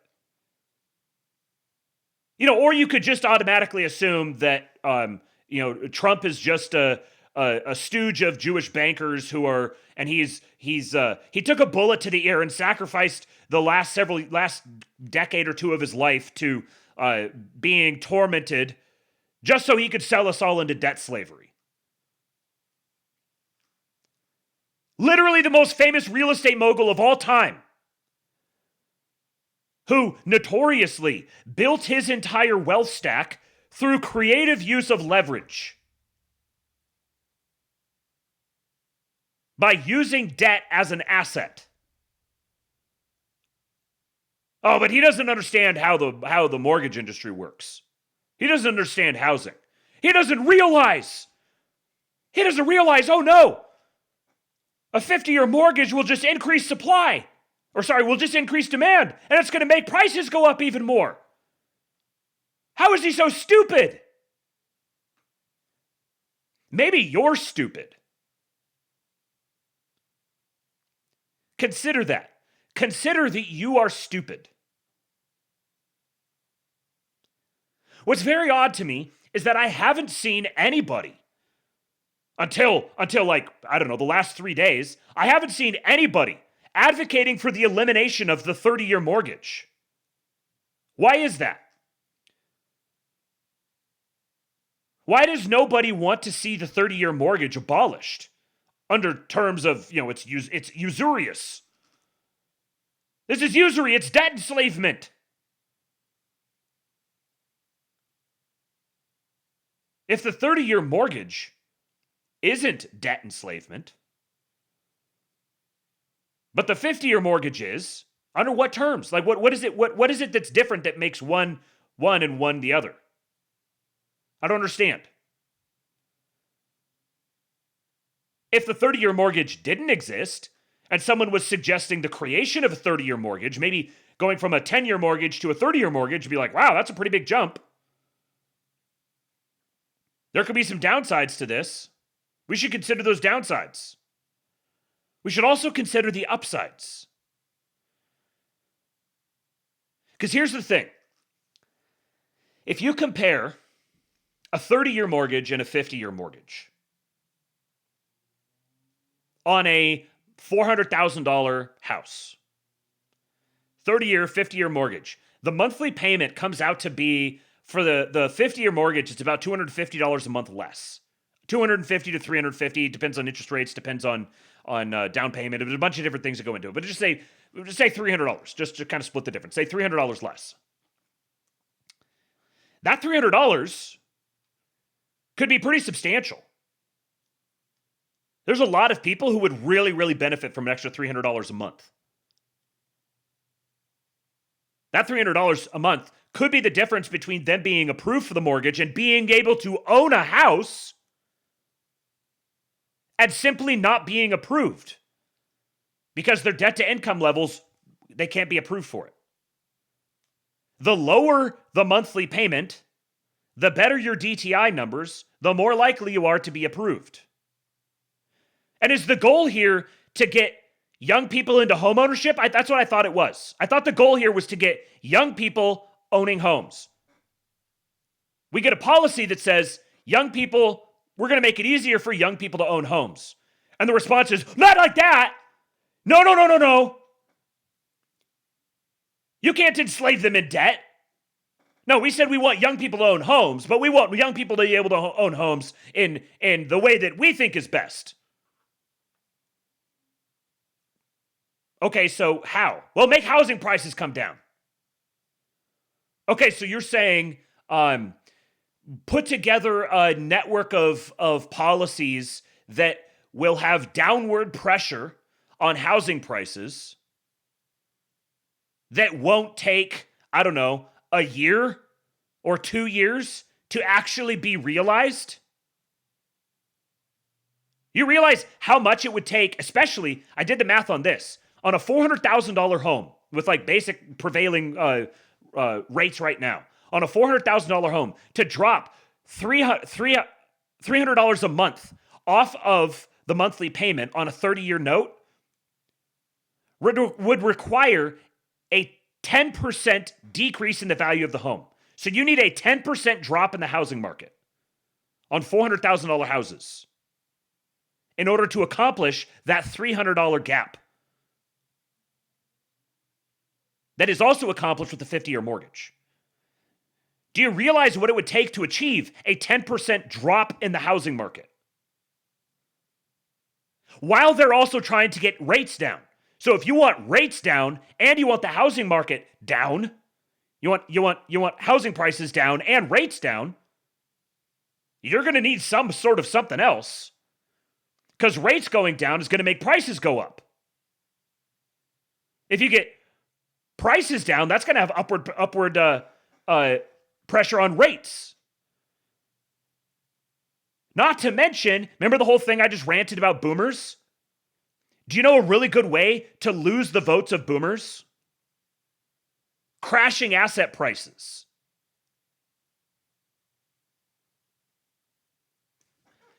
You can dislike that fact all you want. You can masturbate to the thought of the day of the pillow all you want.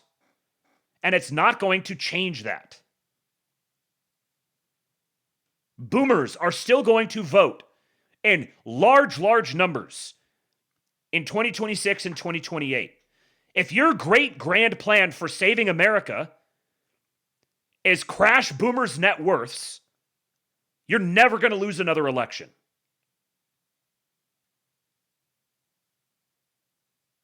They say never going to lose. You're never going to win another election. You're going to lose every election.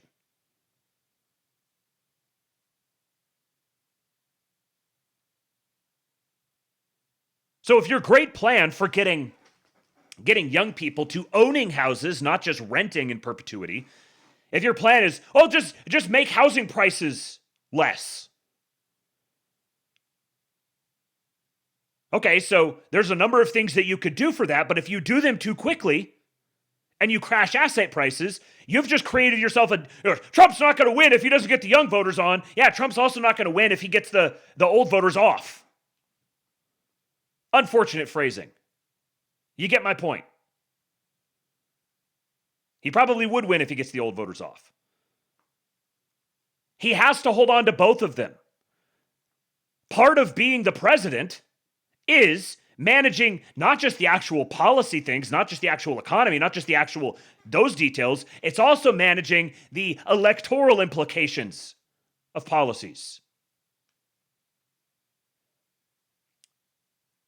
So if your grand idea is drive down housing prices, you're going to have to compensate for that somehow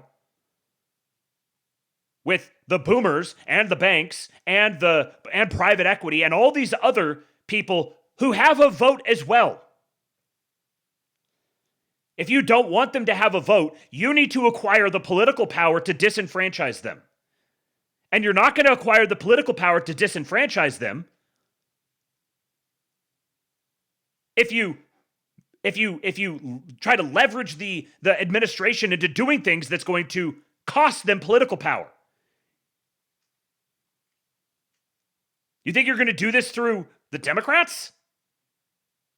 I don't see how people hold these thoughts in their head at the same time. If the Democrats take power again, they're going to put us all in camps. Therefore, I want Trump to bankrupt the boomers. and go to war with private equity and announce the public execution of Ben Shapiro. That was what I tweeted. Like, yeah, haha, joke, funny, haha, great meme. Oh, yeah, I would love it if that happened. Okay, now, actual serious policy discussion. Those things are not feasible. He still has to win elections.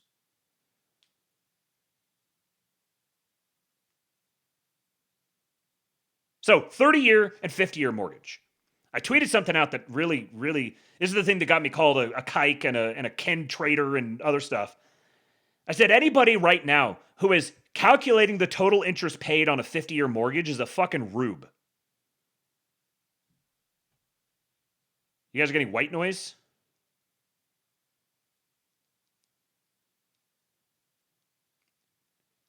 What's happening? I can't understand what's going on in the chat right now. You guys are just spamming single digits. We're good. Okay. No white noise. Okay. Sudmuk says, work guys bitching about affordability losing us elections like 1 week ago. Right? And remember this. I said Trump is going to come out with policies addressing affordability, and all of these people who are saying affordability is the big problem are going to flip around and they're going to chimp out because whatever he's doing is socialist or it's a Jewish scheme or whatever. I told you that was going to happen. And sure enough. So anybody who's going out and calculating the total interest expense on a 50-year mortgage is a fucking rube. You know why? Because on a 30-year mortgage, I think it's 8%. No. It's between 2 and 5% of 30-year mortgages are paid off for 30 years. I think it's their paid off period. Like they're not refied or sold. They're just someone pays the mortgage all the way down to zero. It happens in like somewhere between 2 and 5%. I got different numbers when I was researching it. Somewhere between 2 and 5% of people actually pay on the entire 30-year mortgage. The average person either refinances or sells after 8 years. So all of those interest calculations you're making don't mean anything because they're not going to happen. Nobody's going to pay that. What this whole thing revealed is that there's a bunch of people that really do not know. They're financially illiterate. They don't know how a mortgage works. They don't know how debt works. I had people saying, "Oh, you have to pay 3 times the value of the house before you can own it." No, you don't. As soon as you sign the fucking mortgage, you own the house. At the moment when you go to the title company and you sign all the mortgage paperwork, and then you sign all of the HOA paperwork and everything else, once you've finished that, you own the title to the house. This isn't like a car loan. When you finance a car, you don't get the title. You have to pay off the car note before you can get the title. On a house, you get the title as soon as you purchase the house. It's called fee simple title. You own it. You have full control over it. The mortgage is a note that is owned by the bank, and it is an encumbrance on the title if you did not pay it, or not even if you did pay it. It's an encumbrance on the title that has to be addressed before the house can be sold.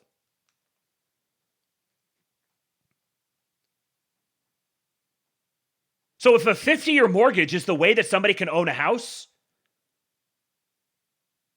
then they will own the house.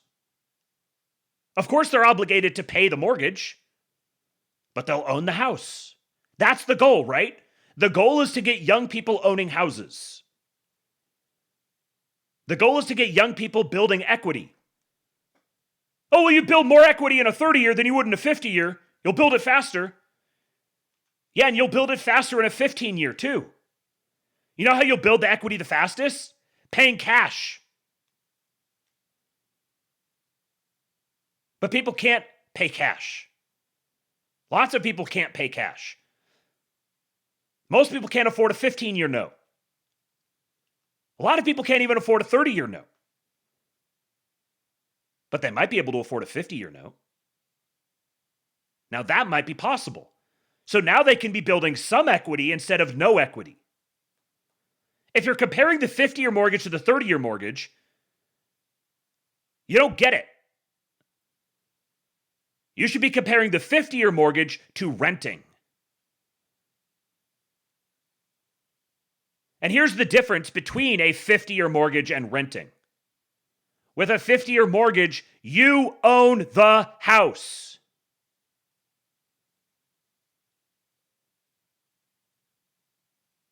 You want to say, oh, they're basically just renting because I've got to pay on this mortgage. No, they're not basically just renting. They own the house. They hold the title. That means they're entitled to all the equity upside. That means they can leverage it into a new house if they want to. They're the ones who own it. If I had the choice right now between a 30-year and a 50-year mortgage, I would take the 50-year 100 times out of 10. You're using somebody else's capital to build up equity in an asset. And that difference, that $300 a month, in the case of a $400,000 home, you can take that $300 a month and you can do something else with it. Say you pay on it for 10 years. At the end of 10 years, when you're ready to either refinance or you're going to sell, even 10 years is kind of a long time.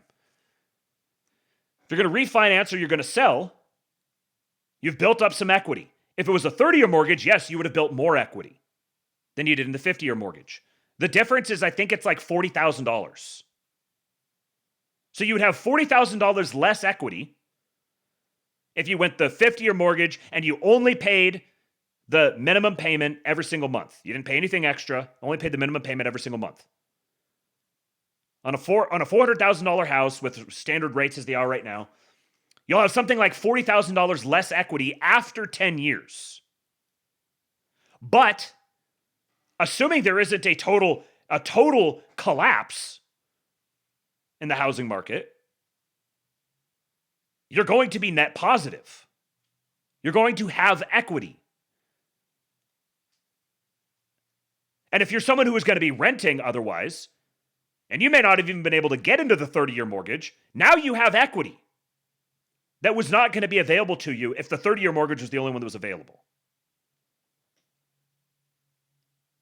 On the flip side, if you could get the 30-year mortgage, but you get the 50-year mortgage instead, and you take that difference, that $300 a month difference, and you invest it in something else that earns a return, you just have to beat your interest rate.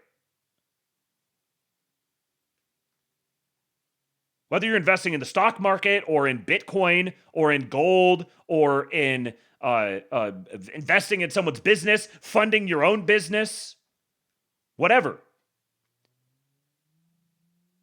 You just have to beat that interest rate.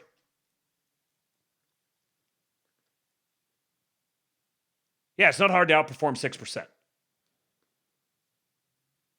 Hell, you could be really lazy and you could just put that $300 into savings.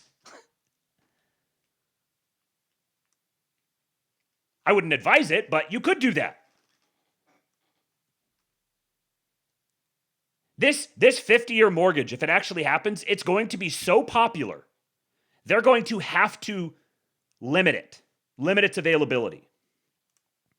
They're going to have to put price ceilings on it. They're going to have to put income qualifications, like you have to be below a certain income level.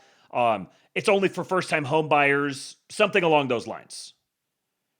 Because every financially savvy person out there will be falling all over themselves to get a 50-year mortgage that they can either pay down quicker or arbitrage it in the same way I'm saying. Take that excess capital and deploy it elsewhere. You still get into the house. You still own the house. You can still refinance into a 30-year or a 15-year or whatever anytime you want. As soon as it makes sense to do so, you can just do it. Now you don't have a 50-year mortgage anymore. Huh? Crazy. Man, I didn't pay $1.5 million extra for the house. I just I just refinanced out of it? Huh. And guess what? You could refinance again. And then you could refinance again. You could just keep refinancing every time it makes sense. Here's the other thing. Another benefit to the 50-year versus the 30-year. You could get the 50-year mortgage. You could make the 30-year payments on it. Whatever the payment would be for the 30-year, just make that. That excess is going straight to principal. You'll pay it down much, much quicker. And if you just happen to get into, you lose a job, you have major medical bills, some sort of hard times, then you just fall back and you just make the 50-year payments for as long as you need to.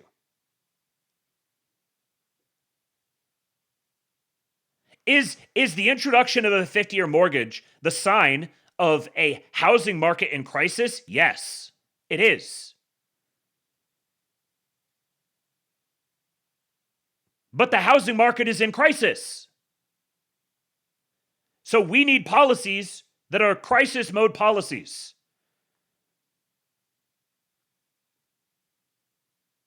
Another protest I heard from a lot of people. Oh, this is just going to increase demand, so it's going to make housing prices go up, and it's going to totally offset it. Oh, man. I didn't realize we're only allowed to have one policy. We only get one, and it has to be a perfect silver bullet policy? And we blew it on a 50-year mortgage? Oh, you guys are right. It is all over. Totally over. Might as well just go die.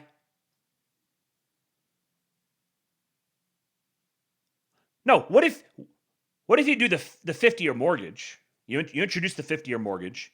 You means cap it. It's only for first-time home buyers. It's only for people below a certain income amount, whatever. What if you also declare a housing emergency? And you give major tax breaks to developers to incentivize them to develop a lot more houses? What if you release a bunch of federal land where all these houses can be built on? Really increasing the supply. What if you drive down energy costs, make everything cheaper? What if you give what was the other thing I was going to say? Energy costs. What if you give there was something else. There's something else. I had it written in a tweet and I didn't pull it up because I didn't think I was going to get into all this. But there's another policy that they were wages. What if you drive major wage inflation along with this? What if you give out tariff rebate checks?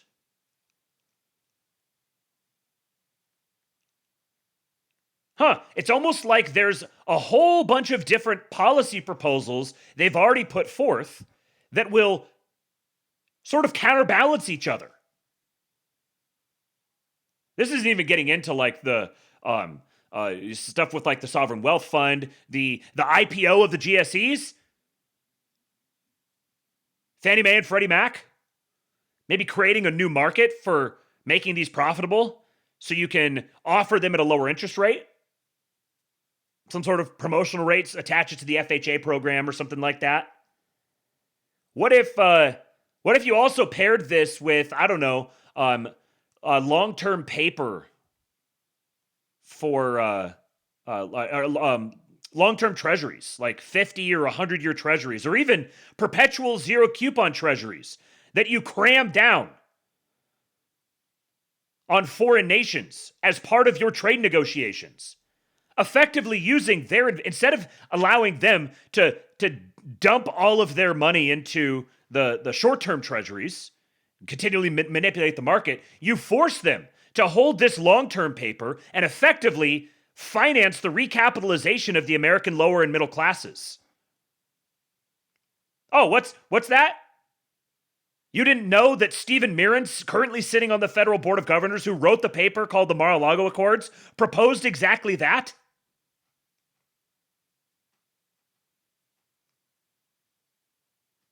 Oh yeah, what if you also deport a bunch of people and drastically restrict visas?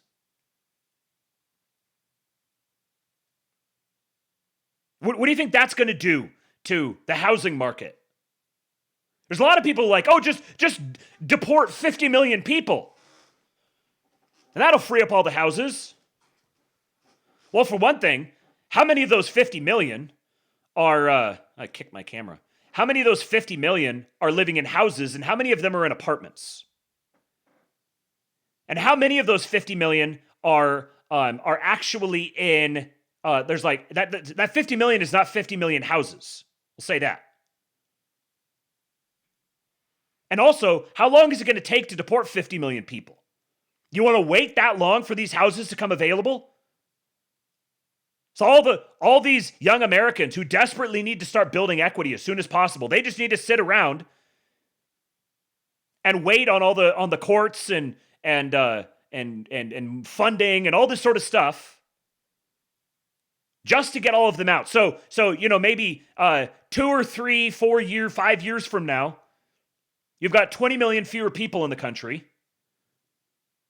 which comes out to, I don't know, 20 million fewer people would probably be 1 million houses, perhaps, which is great. Yeah, an extra 1 million houses is great.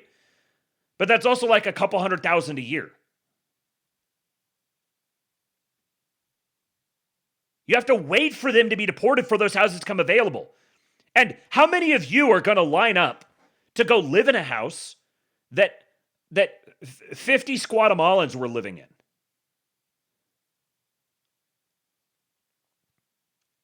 I worked as a mover in Seattle and Bellevue.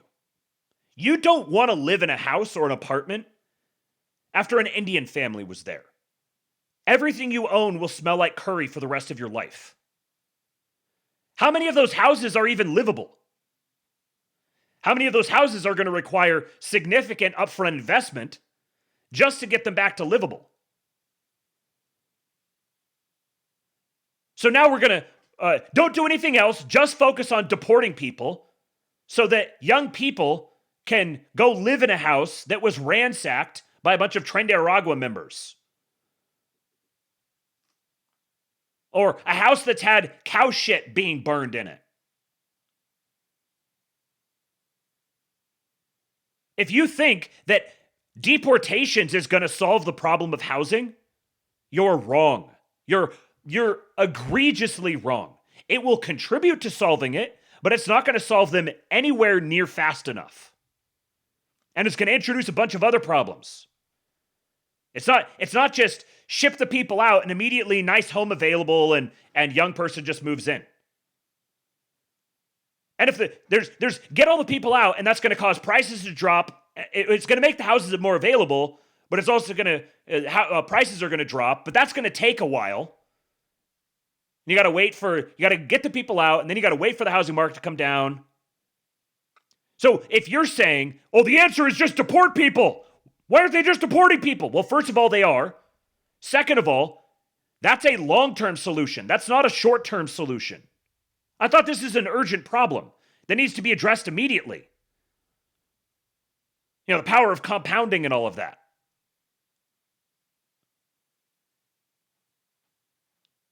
That's one problem that solves part of the problem. And it turns out that we actually, surprisingly, shockingly, we could do multiple things all at the same time.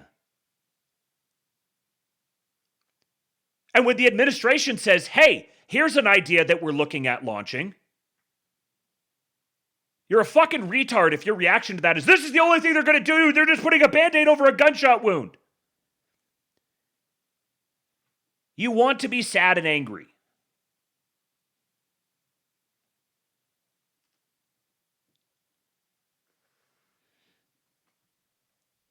I don't own a house. I'm hoping to buy one here within the next year or two, hopefully. A lot of stuff has to change before we can do that. I really hope the 50-year mortgage is going to be an option for me at that time. And I would be fucking pissed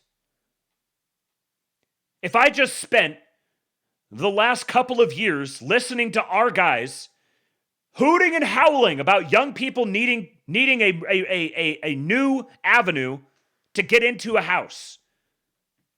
I've listened to them just chimp about this relentlessly and talk about like how they're just screaming into the void and no one's listening. And then Donald Trump proposes something like a 50-year mortgage that I would crawl over broken glass to get.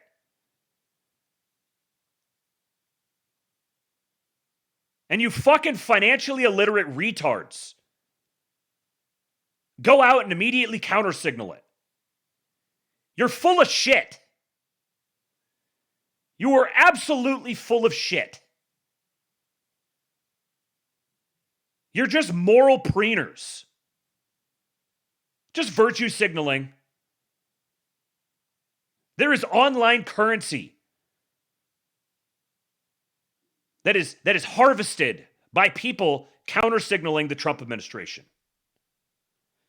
People are building audiences through blackpilling. Birds of a feather and all that. They want you depressed and demoralized. Or no, more properly, they don't care if you're depressed and demoralized. They want to morally preen and build an audience feeling like an edgy boy. They're naggers. And today I declare total nagger death.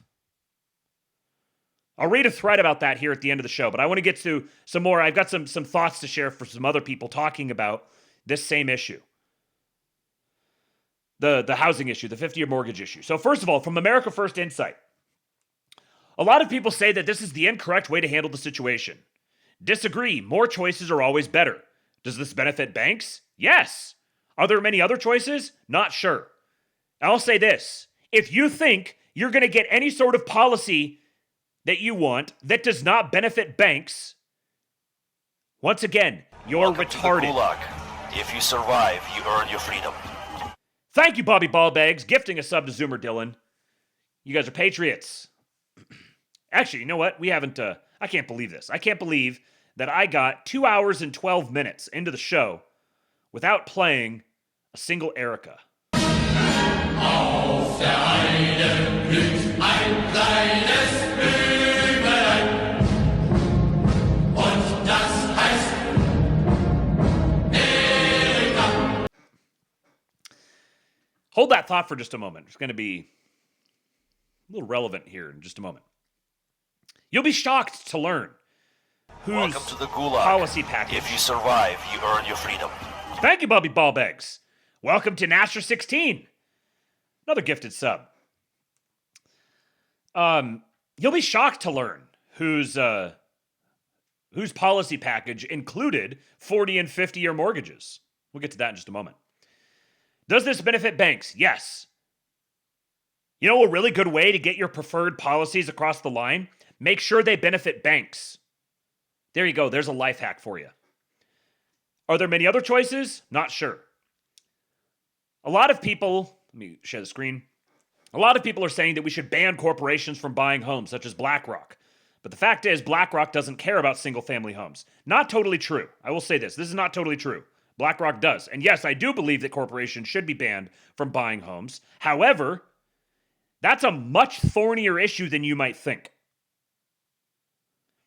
Because a very good way for our guys to build wealth is buying real estate, buying and flipping real estate.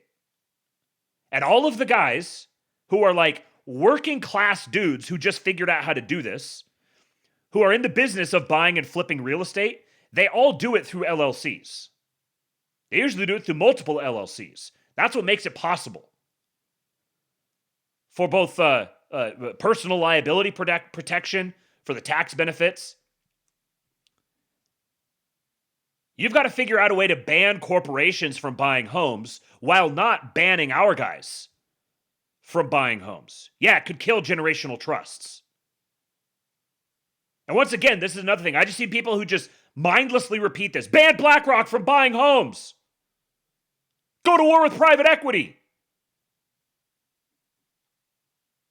And it's clear these guys are financially illiterate.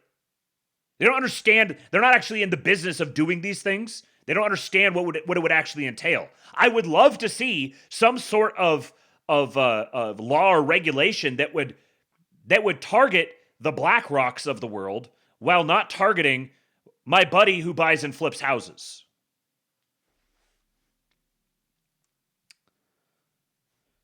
He says BlackRock doesn't care about single-family homes, commercial real estate, or apartments. Yes, single-family homes, no. Again, this is not totally true. I don't know if America First Insight is just lying. I kind of doubt it. I think he probably just doesn't know. With the way that BlackRock does this, it's not super common knowledge, but the way that BlackRock does this is through LLCs. They do layers of LLCs. So you can't tell that it's BlackRock. If you banned a company like this, like they could just create a new company. So you have to ban them from creating a new company.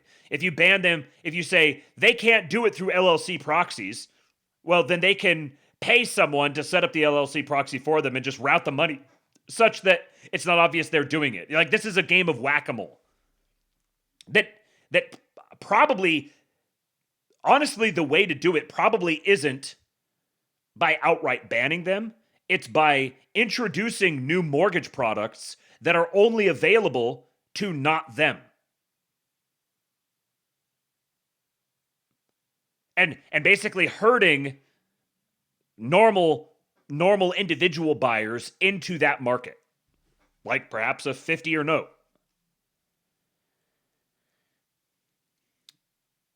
Around 0.5% to 3% of all single-family homes are owned by investors or corporations that own multiple properties. Some areas it's much higher, others it's zero. Homes go up in prices because the land they sit on is finite. You can create more housing, you can't create more land. Homes used to be a liability, something you owned to live in. They're now an asset that nearly all Americans expect to invest into to sell at a later date. Mass deportations will help. It will also take years. And the biggest drops will be in urban apartments. This is exactly what I was saying. Those living in Florida, Texas, and California will probably benefit greatly. Other states have less than 100,000 illegals. Some have less than 50,000. And in those states, they're all in major cities. They will not get much meaningful benefit. Suburban Grand Rapids won't lower prices because 20,000 illegals in Detroit left. I mean, I think 20,000 illegals leaving Detroit would probably change Grand Rapids a little bit. And there's probably a lot more than 20,000 illegals in Detroit. But the point remains. Using deportations as a way to fix the housing market, if that's the only thing that you're doing, is not going to get the job done. So how else do we beat the housing market? Well, option one is have wages beat inflation for a few decades. Option two is lower the cost of construction. Brand new homes are cheaper than they were during the Biden admin. Still far above 2019, but that's inflation for you. Option three is build way more. However, those restrictions are predominantly state and local level restrictions. Not to mention the builders really want to build apartments, not single-family homes. Same area, 5x income, it's a no-brainer. So while some of the slower ways to decrease housing prices play out in the background, the GOP needs a quicker solution. This is at least something. Finance in a 40 to 50-year mortgage while younger, and once you move up in career, refinance to 15 to 30. Is this a great solution? No, it probably blows up in the faces of people in 30 to 50 years. Is it something? Yes, kinda. The next solutions are banning Airbnbs with over 2 million listings in America. This one isn't terrible. However, as Airbnb doesn't own the housing itself, the legislation to do this would have to be very careful not to ban second homes outright. Next is lowering mortgage rates. That's happening. They're at a 5-year low. This takes time. See, all these other policies, all these other things people are yelling about, they may be directionally accurate. Like, yeah, that'd be good. That would work. We should get on that. But that's not going to solve a problem within the next couple of years. And that's a couple of years that young people are paying rent, not building equity, not owning their home. Rent keeps going up. You lock in your mortgage isn't going up. So what if we get this great reindustrialization, all these jobs brought back in? We get blue-collar training programs. We get wage inflation for the first time in 40 years. All these young people suddenly have a bunch of new jobs available to them with a bunch of people deported. They can get those jobs. They can start growing in those jobs, and they can lock in their mortgage payment and no longer be on the rent cycle. It's not like owning a house is cheap and easy. There's lots of other things that go into it.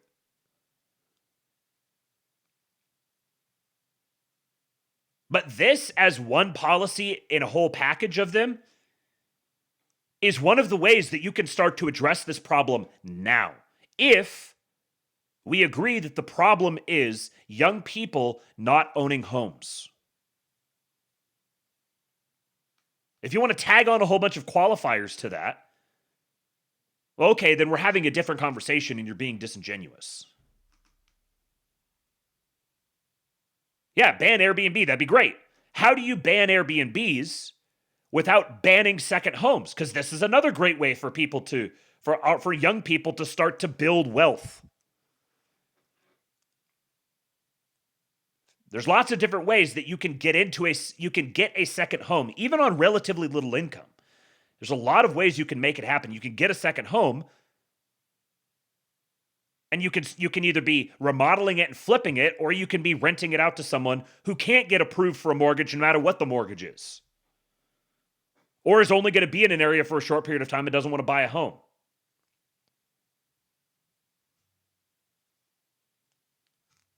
So sure, banning Airbnbs is like deportations or building new houses. Yeah, let's work on that, but that's not going to solve the problem immediately. After that is Marjorie Taylor Greene's proposal for no capital gains tax when you sell your primary home. No bad, would be good, but wouldn't solve everything itself, but a solid addition to housing reforms. Here's the other thing. I've seen a lot of guys who are very angry about this. Oh, this is a handout to boomers. Yes, it is. You know what it is? It's a handout to boomers that incentivizes them to turn over this inventory that they're squatting on. Once again, I come back to this, like, the only acceptable policies seem to be the policies that are targeted at destroying the banks, destroying the boomers, destroying private equity, destroying someone. If it helps our guys, but it also happens to benefit someone else, not acceptable. What? The boomers will benefit from that? I hate the boomers. This is the definition. This is the definition of cutting off your nose to spite your face. So yeah, no capital gains tax for boomers. Well, no capital gains tax for selling your primary home is going to disproportionately benefit boomers where capital gains tax is concerned. It's also going to benefit non-boomers who own homes and sell them. It's going to benefit Gen Xers. It's going to benefit millennials. I know lots of millennials who own a house that they've built equity in. Probably not enough equity to hit the capital gains tax, but maybe. It's not just boomers who are going to benefit from this. Because it's like, I think it's $250,000. Anything over $250,000 for an individual or $500,000 for a married couple. Anything under that you don't get taxed on. Anything over that you do. So no capital gains tax at all is going to disproportionately, and on the tax front, is going to disproportionately benefit people who have expensive houses or a lot of equity in their houses, which is going to be rich people and boomers, essentially. But what it also does is it gets inventory going. Where does housing go from here? Who knows? But clearly the current status quo is failing as new homeowner prices skyrocket to 40. Now here's what I was hinting at. This is from Rye J. Local, powerful Patriot poster. He says, before we see the full policy on the 50-year mortgage, Francisco Franco ran an incredibly successful housing reform program that incorporated these instruments. What's that? Franco? We have reached the point where our guys are reflexively counter-signaling literally Francisco Franco's policies. That's what you guys have been reduced to. Every one of you out there. You are counter-signaling Franco. If you find yourself at a point where you identify as base, dissident, right-wing fascist, and Donald Trump introduces a policy borrowed from Francisco Franco, and you knee-jerk counter-signal it, you might want to take some time offline. It had to be done tactically and in tandem with new builds, but it worked. Let's see if they decide to roll this out first. Franco's housing policy, through Casas Baratas Viviendas Protegidas, and later, Viviendas de Protección Oficial, used 40 to 50-year fixed-rate mortgages to turn renters into owners. The state provided land or guarantees, while local savings banks issued ultra-long loans at capped interest. Remember when I said Scott Bessent is a major history buff? Huh. Remember when Scott Bessent started talking about needing to get the local banks recapitalized and serving the people again? Huh. Strange. Strange the connections you make when you actually fucking pay attention! From 1940 to 1975, Spain built roughly 4 million homes, raising homeownership from 43% to nearly 80%. Monthly payments were kept below average rent, default stayed under 3%, and the system became self-financing as early loans repaid new construction. Self-financing! The program stabilized Spain's urban workforce, absorbed rural migration, and built a durable middle class, proving that long amortization and fixed terms can expand ownership without subsidies or inflationary risk.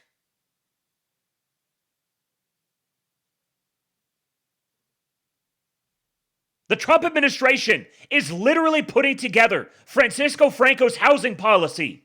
This is how they're addressing the housing affordability crisis for young men, by borrowing from Francisco Franco. Because it's not just the 40 to 50-year fixed-rate mortgages. I guarantee you they're going to have capped interest rates, probably around 3 or 4%. I guarantee you local savings banks are going to play a role in this. I wouldn't be surprised if this comes straight from the Treasury. If they declared a housing emergency, the Treasury could use the Exchange Stabilization Fund to backstop these loans.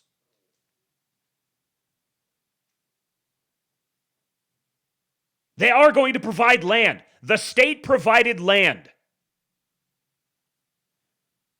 Several months ago, the Trump administration said, we want to use a portion of federal land, not in the national parks, a portion of federal land for affordable housing. And everybody freaked out. Major counter-signal event. Everyone freaked out and said, oh, they want to build slums in the national parks.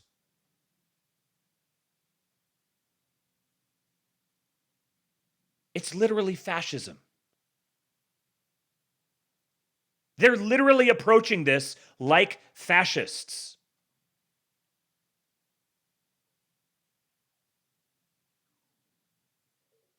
The state provides land. They guarantee the loans.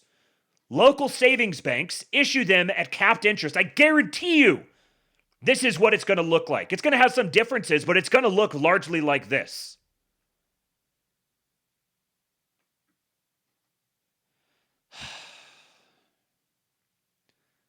Franco encapsulated his post-war housing strategy bluntly. One more homeowner, one less communist. Financing mechanism, loan design, 40 to 50-year fixed-rate mortgages at 3 to 4% interest below market. Monthly payments capped below average rent, income-based adjustments, subsidy structure, state-guaranteed loans, and provided cheap land instead of direct cash subsidies. Defaults were under 3%, many repaid in under 10 years due to inflation and wage growth.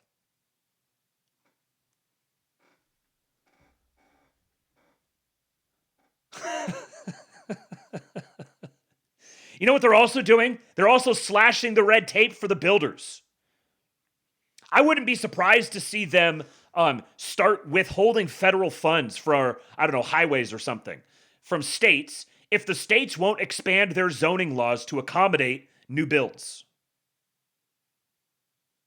They have so many levers they can pull on here. And they're literally taking a page out of the playbook of Francisco Franco. And the entire right-wing Twitter ecosystem melted the fuck down about it. And many of them revealed they don't even know how mortgages work. All they did is they heard interest and went, Jews, and had a fucking heart attack. I don't know how many people I saw say, you don't own the home until you pay the mortgage off. Just straight up factually wrong. Easy to just Google or Grok immediately. If you don't even understand the basics of how a mortgage works, maybe don't weigh in on your opinions about 50-year mortgages or any mortgages.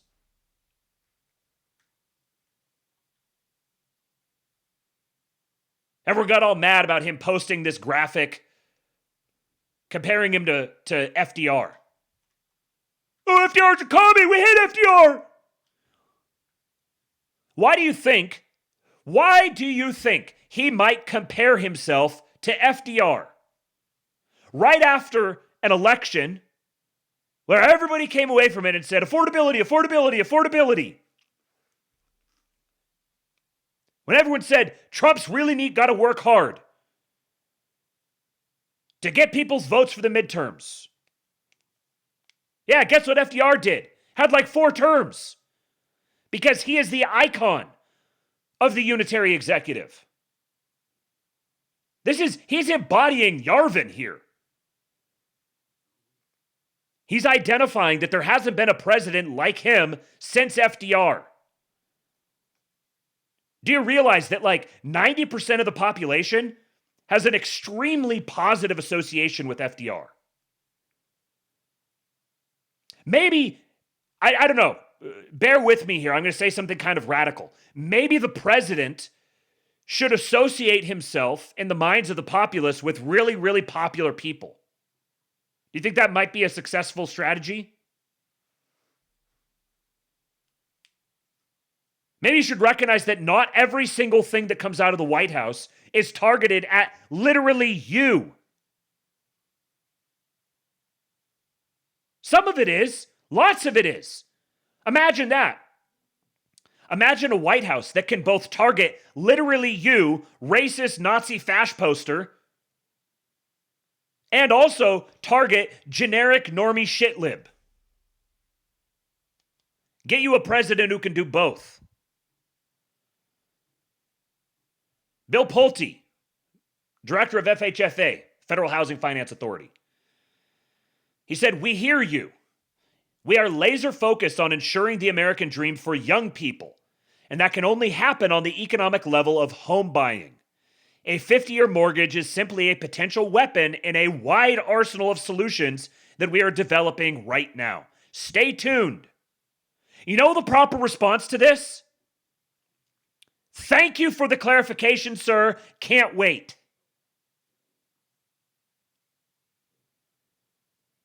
I like Aesthetica.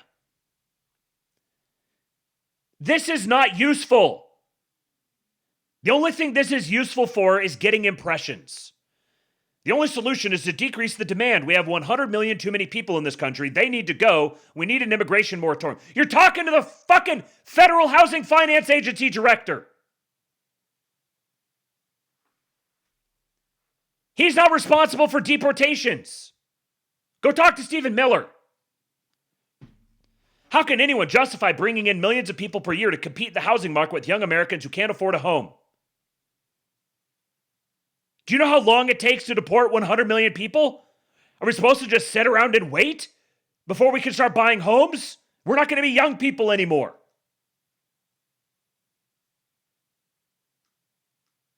And again, you're talking to fucking Bill Pulte.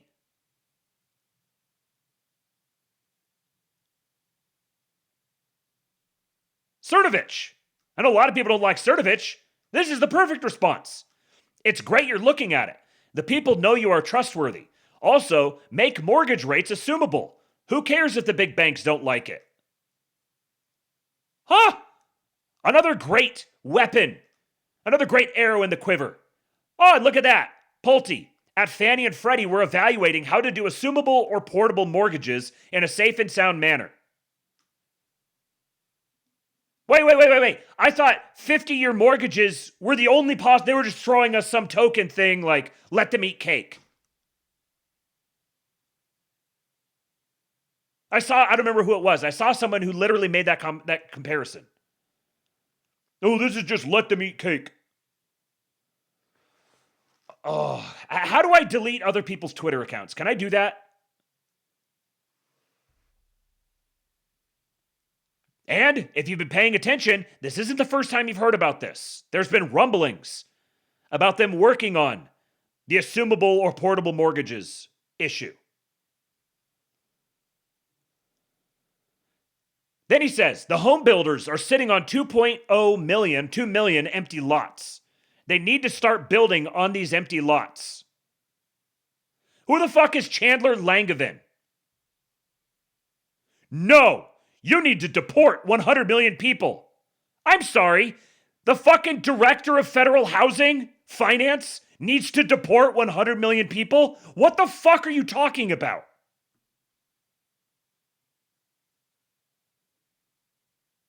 The FHFA director is not responsible for deporting people, you fucking numbskull. What do you mean, no? No, we need to make housing more affordable. So don't build more homes.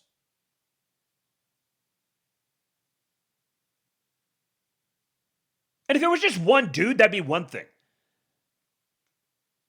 But no, there was like 3 people, including me, who I saw saying this. It took a little while, and then people started echoing it.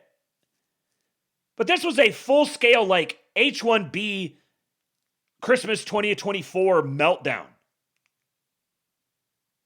Literally counter-signaling building new homes to address the problem of unaffordable housing. You need to delete yourself.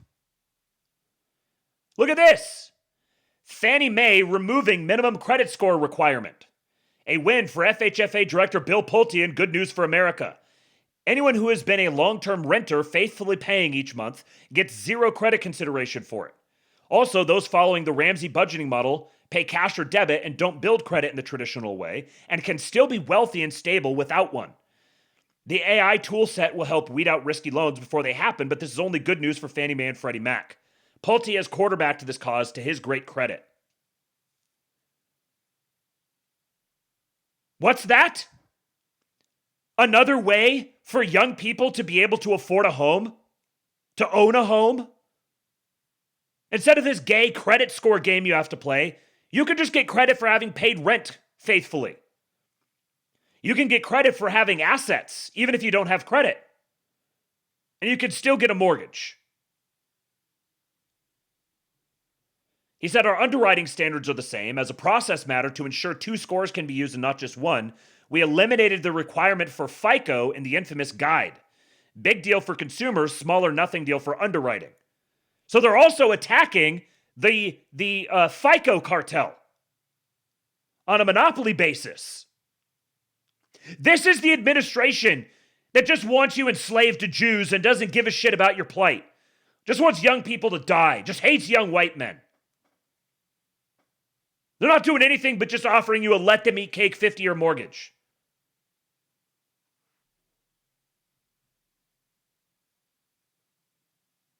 I'm so fucking tired of this.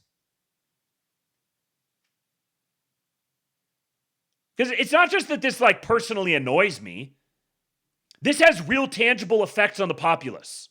If you have a substantial portion of the population that's routinely controlling the narrative on X, And they are constantly demoralizing everyone, constantly trying to convince everyone that Trump has betrayed us, that Trump's ineffective, that Trump's not accomplishing anything, nothing's going to change, it doesn't make a difference, we voted for him and he didn't do anything and now we might as well just go die. You are literally manifesting your worst nightmares. Despair is a sin. Calumny is a sin. You are misrepresenting people, egregiously attributing the most egregious motivations to them, while they are actively doing productive things.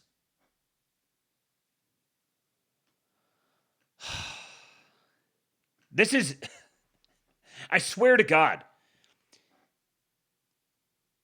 if you fucking shits can't keep it in your pants long enough that you just persuade everyone else that down is up and up is down with your relentless doom spiraling,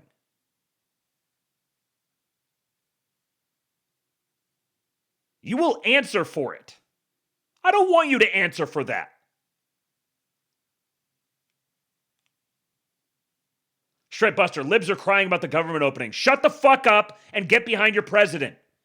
Yes, if you are not shutting the fuck up and getting behind your president, you do not know what time it is. End of story. Some good thoughts from Mr. Luongo in this thread here. Remember to tip your streamer, folks. Gotten one $10 tip, and that came in before I even went live. Do you guys not like yelling, Matt? Am I costing myself money by chimping out on screen? No, you didn't miss a Luongoon thread. It's about to happen right now. Here it comes. There it is. Rare L take from Vince Launchy here. He has the one of the self-delete pods and says 50-year mortgage. Luongo says you're thinking like someone with an income that covers his expenses. Now think like a 22-year-old wanting to start a family making $35K. I mean, frankly, this is where Tom, like, I appreciate you, Tom. I appreciate you going to bat for the young people. 35K is even really like, maybe a single guy, I suppose maybe a single guy might be getting by on 35K. That's really, 35K is I remember looking at 35K when I was like graduating high school and being like, okay, I could start to get by at 35K. Now, yeah, Walmart salary. Yeah. But there are plenty of guys who are in that situation. So this guy here says, as a Gen Z guy, the 50-year mortgage idea has actually radicalized my IRL friends even more. This basically confirms to my generation that the current system cannot provide any solutions to make our lives better. This policy screams desperation to maintain the current rotten system. I listened to the market report where you said this will de-radicalize us, but it's really the opposite. Frankly, this just telegraphs that the bubble must be maintained at all costs. The 50-year is a mirage of ownership that lines the pockets of bankers and keeps the boomers happy. If we do not allow asset prices to correct, we will get more Zorons, and my generation, including right-wing guys, will do nothing to stop it. I appreciate where this guy is coming from. I feel him. This is why it's downright fucking evil to have all of the prominent influencer accounts just straight up spreading doom porn and misinformation on this. Because they'll believe it.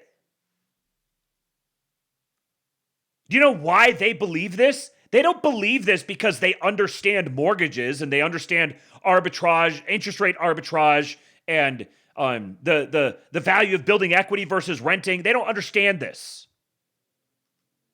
Because they don't own homes.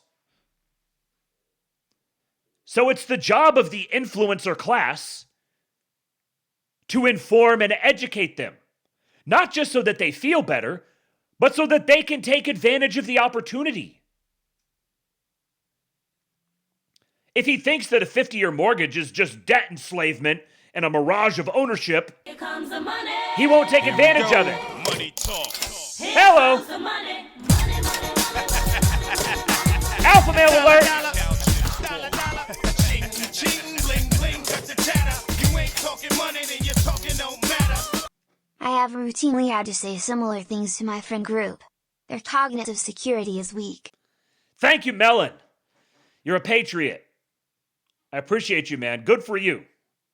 Good for you. Get your, you got to pick up your boys. You got to keep them going. Give them something to be hopeful about. We need the stream cut off. Am I still here? It says I'm still streaming. Uh-oh. What'd you guys miss? Cut out for a sec. We're good. We're back. Okay. Okay, good. Okay, we're back. I was just telling Melon that I was just telling him that he said I've routinely had to say similar things to my friend group. Their cognitive security is weak, and I just told him he's a patriot. It was Melon. $100. Thank you, man. Good for you. Good for you. I didn't hear super. Okay, yeah, I just read it off. That's what he said. He said, I have routinely had to say similar things to my friend group. Their cognitive security is weak. Yes. This also plays into the fear of ridicule. Yeah. You guys got to pick up your bros. You got to help them see the hope. And you know what? They're probably going to accuse you of coping. They're going to, 5D chess. You know how many times I've heard that? Do you know how many times I hear that I'm just cope, that I'm being paid by the administration, just 5D chess, totally out to lunch. I hear it constantly. I don't even care anymore. So if they start hitting you with that, just shrug it off. Just keep going. We can't allow our guys to get demoralized. I mean, they already are. We can't allow them to stay demoralized. They need to know these opportunities that are coming for them so that they can capitalize on them. The early bird gets the worm. It's true. Especially with something like this, especially when you're dealing with compounding effects. Get out ahead of it. What's so bad about the influencer class immediately jumping to this drumbeat of, this is terrible and it's bad and it's debt slavery and the administration has abandoned us and they're selling us off to the Jews, and you're demoralizing guys, but even worse, you're preventing them from taking advantage of a tremendous opportunity. And that's just downright evil. If you have an audience, if you have people listening to you, you have a fucking responsibility.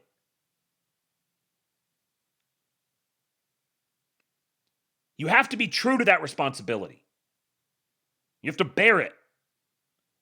And if you're using your platform to demoralize people, especially if you're demoralizing them with bullshit, with fake stuff, with lies, may God have mercy on your soul. Tom responded to this guy here, and he said, what's the average length of time you're going to be in your house? 7 years? 10? Would you rather pay 60% of renting rate or 80% for an extra, 2 to 3% equity? While you work and improve your income potential by easily 25 to 30%? I knew they weren't teaching math anymore because it's racist, but holy sheep shit. Seriously, like all deals, it depends on the terms. If we're talking 6%, fuck off. If we're talking sub-neutral rate of risk capital, then you're an idiot not to take the deal. Like I'm saying, they're going to have to limit the availability of these 50-year mortgages because there's going to be a lot of guys who are more than happy to jump at it because they understand what it is. They understand the power of it. And then you have skin in the game to make sure they don't fuck you in the future. You do know you can pay off the mortgage early, right? I took a 20-year on the house I built because of this misguided idea that I didn't want to amortize that far out. I should have taken a 30. You know why? Because when things went south and I was between careers, my cash flow would have been easier to manage. Same for you. Take the 50 at subpar rates. If you can get higher than that in some other investment, then why are you bitching? Use the earnings from that to pay down the mortgage faster. Seriously, do the math. Stop being a fucking victim. And this other guy says the issue isn't the 50-year mortgage idea. The issue is that it's the only idea being presented. And it's a band-aid that doesn't address the root causes of the issue. Private equity buying up single-family housing and zoning regulation ROI for new builds, pushing bigger builds. It's just ignorance. This is clearly someone who doesn't have intimate personal knowledge about this. He's just repeating what the big accounts that he follows have said. They say it's private equity buying up single-family housing and zoning regulation ROI for new builds, pushing bigger builds. And this is the only idea being presented. He's heard all of the guys he listens to say that, so now he believes it and he's repeating it.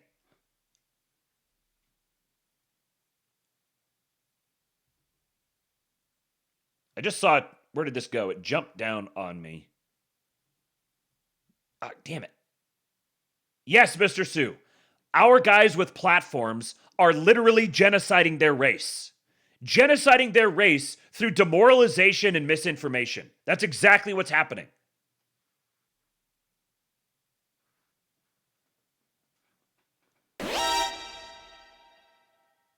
Colin Rosh. Pay your white pill prescription. Oh, I like that. Your white pill prescription. Dr. King Pilled is here. You need to pay your white pill prescriptions, folks. Tips.kingpilled.com. Oh, that's really, really good, man. I can't believe I never thought of that.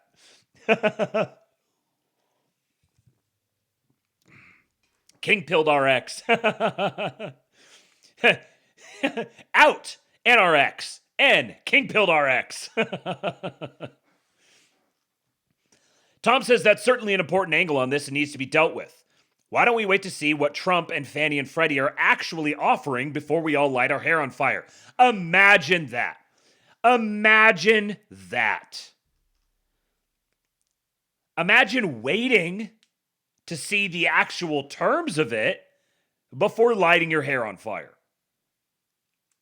And to everyone who would say, well, the administration should have done better about communicating it, or they should have announced other things and then announced that. Well, first of all, they did announce those other things because I knew about them. Second of all, at some point here, we got to take some responsibility for our own people and not just sit here passively and just expect the administration to do everything. Once again, there's a whole bunch of post-libertarian, post-conservative people here who are deeply skeptical about political parties, about government agencies, about politicians. So your baseline assumption should be much lower.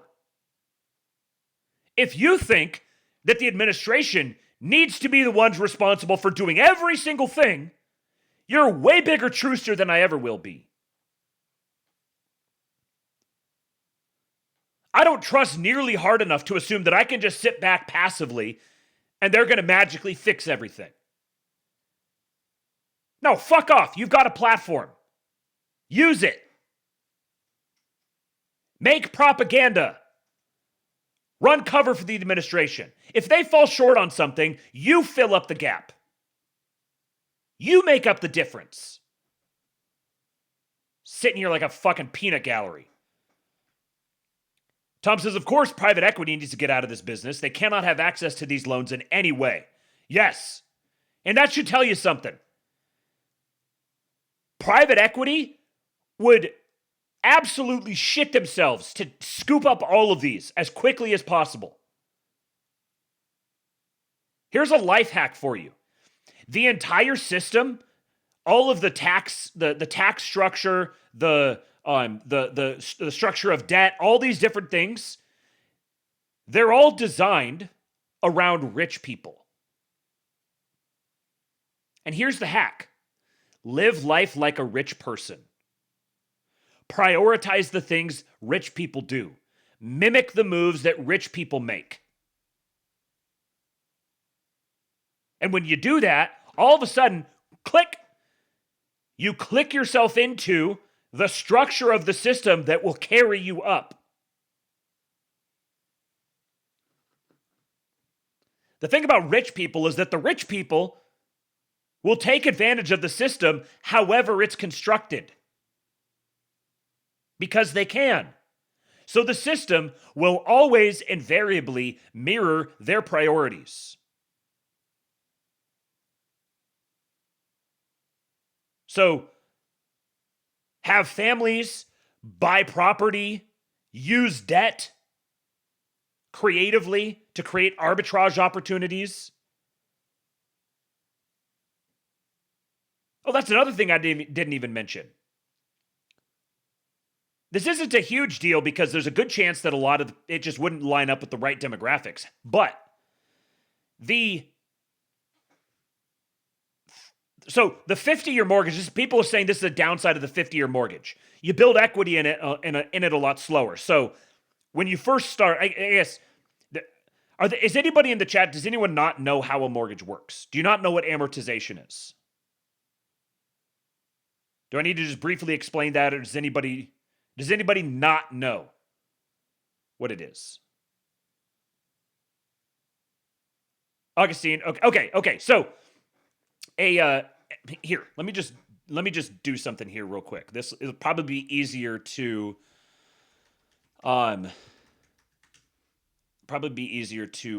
show you than to just tell you. Find an image here.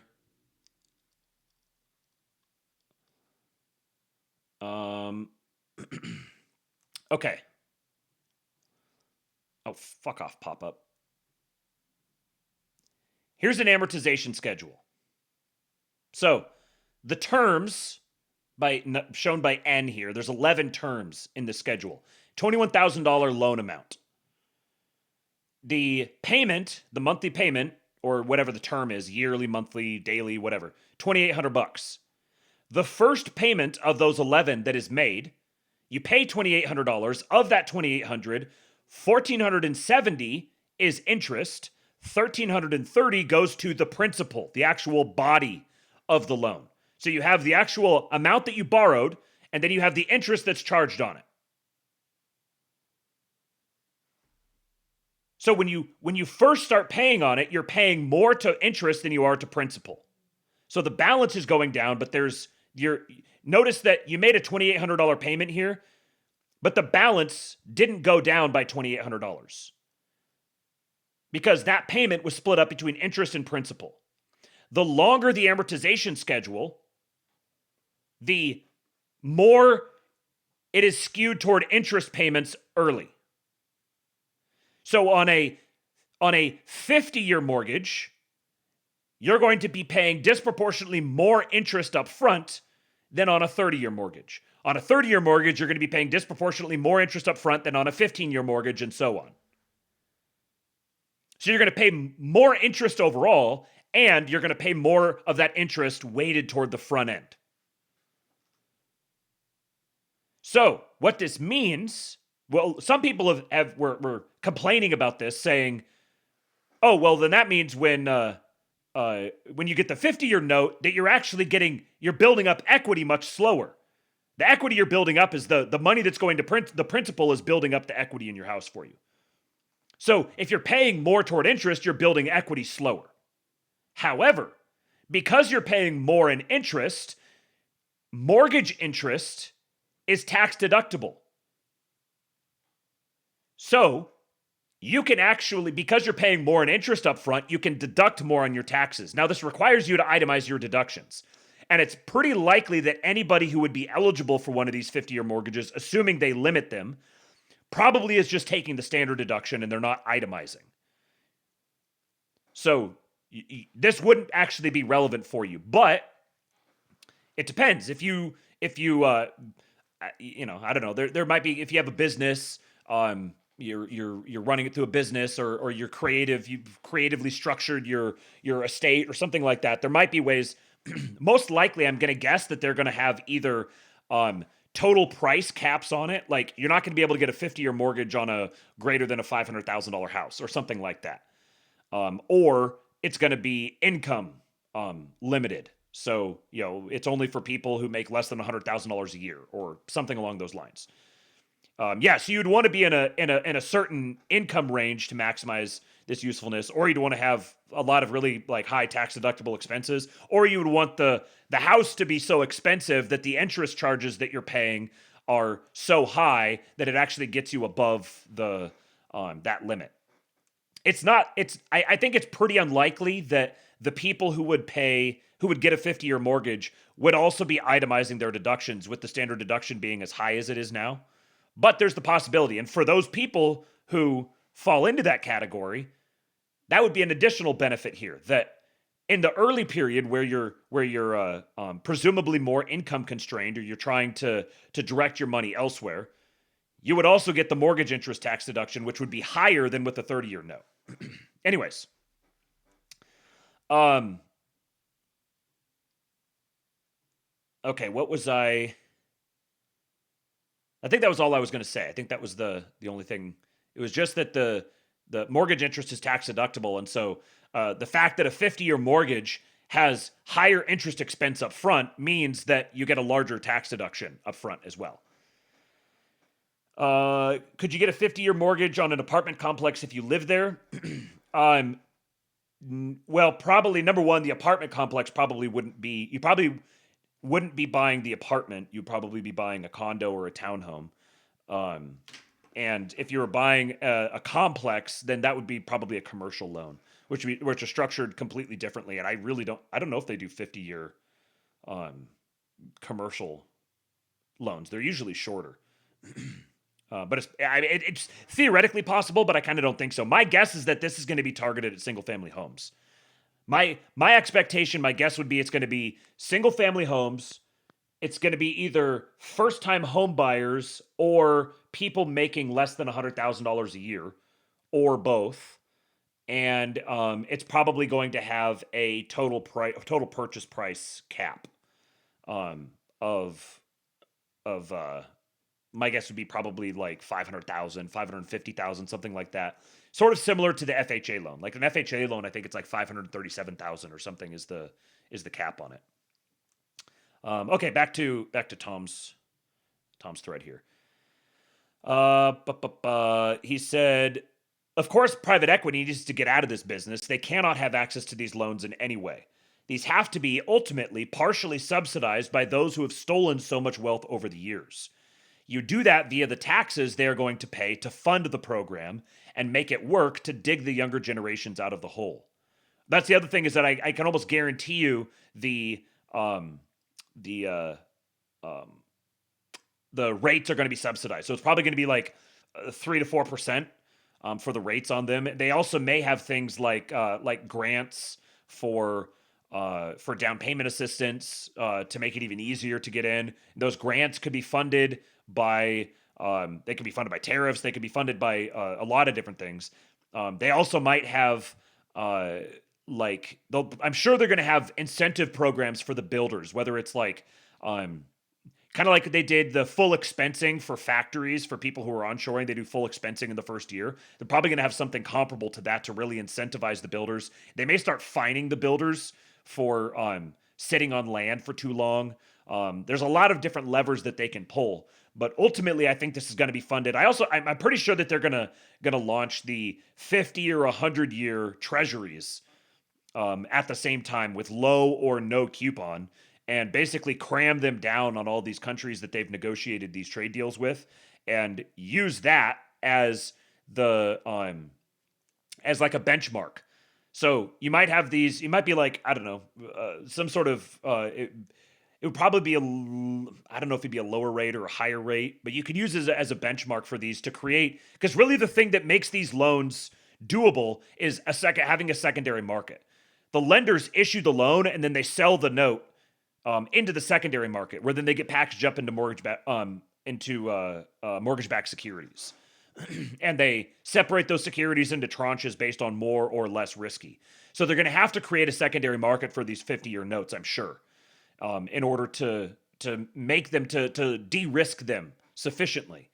And then those mortgage-backed securities could then be purchased by the Treasury with like the exchange stabilization fund potentially, or I don't know if they're going to formally set up a sovereign wealth fund, but that's one thing that they could do with the sovereign wealth fund is buy mortgage-backed securities. So then you're kind of you're nesting the interests of the people. The government is basically investing directly into the people themselves. There's so many different ways for all of this. Let's see. He says you do that via taxes they're going to pay to fund the program and make it work to dig the younger generations out of the hole. If you want to know why I think someone wanted Charlie Kirk killed, it's because he was seeing this. It looks like debt slavery, but it depends on terms. At 6%, fuck off, feudal lord. At 3%, and if the rentier class can't get capital at less than 5%, then this is the wealth transfer back to the middle class, while simultaneously keeping the banking system from imploding thanks to the ruinous policy of the past 50 years. You get that? So if this is offered at a lower subsidized rate, then it is quite literally, and then the rentier class can't get capital for less than 5%, then you're quite literally doing a wealth transfer from rich people to poor people. He says, I want you all to do some math. Go to drcalculator.com/mortgage. Plug in a $200,000 mortgage at 3% for 30 and 50 years. And think about the young guy with a skill, trade or otherwise, that can go out today and put himself on track for 60 to 70K, if not more. Can he support a small family by 25 years old on this? Let's do this. I don't know if this is actually going to be visible enough for... well, let's try. We'll just make it a $200,000 loan. It wouldn't be 100% loan to value, but we'll just do that. 50-year term. Okay, so 50 years, $200,000 principal, 5% interest. Monthly payment would be $908. Now, you're going to have the pity payment, so you're going to have principal, interest, taxes, and insurance. So this would just be your principal and interest here. You're also going to have taxes and insurance on top of that, so that's going to depend on where you live. If you're in Texas, property taxes are really high. Other states, they're lower. And then, so here's the difference in payment, just really, really rough. Principal, $200,000, interest, 5%, 50 years. Payment is $908. 30 years. Payment is $1,073. So an extra $170 difference. Just changing the term.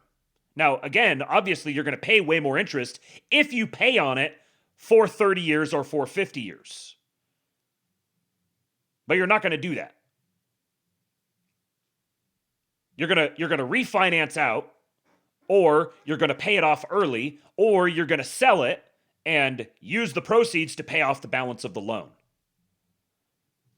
And this, the higher up you go in home prices, the bigger a difference this makes, obviously. So here's a $400,000 principal. Payment is $2,147 for principal and interest. 5% interest, 50-year term. So it goes from $2,157 to $1,816. In our area, the house that we're in right now, which was basically the minimum house that we could get for what we needed, the market value of it would probably be, it'd probably be like $375, $400, somewhere in there. Because this, between Austin and San Antonio, was the hottest real estate market in the country for like 3 years running. Housing prices exploded here, and they've tailed off a little bit, but it's still probably somewhere in this vicinity. So, on a 30-year note, $2,147. This is less than even if you added taxes and insurance into this would still be less than we're paying in rent. On a 30-year note. You get that? So we could finance it with a 30-year mortgage, and we would be paying, after taxes and insurance, we're paying $2,600 a month in rent. After taxes and insurance, this is probably going to be 25-ish, somewhere in there, I'd guess, in this area. So we would actually be paying less on the mortgage than we would on the rent. Now look at 50 years. 1816.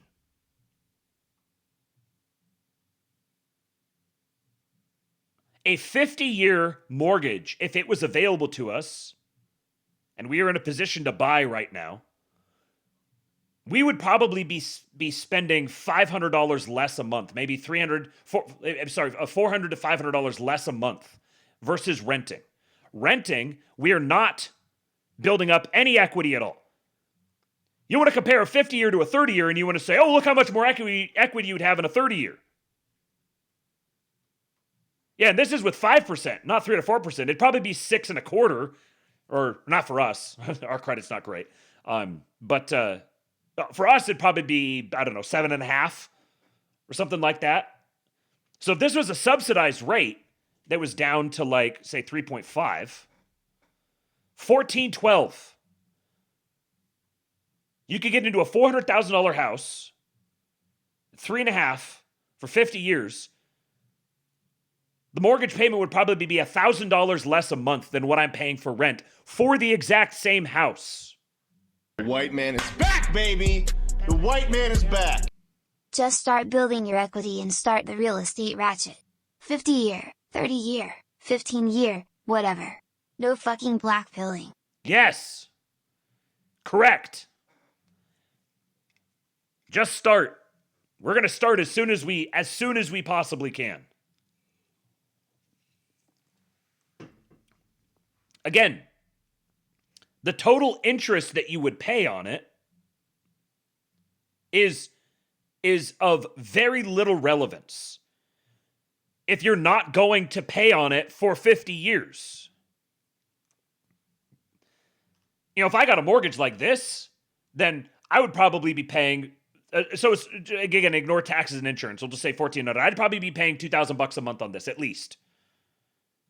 And so that extra overage, $588 a month, would be going to pay down the principal.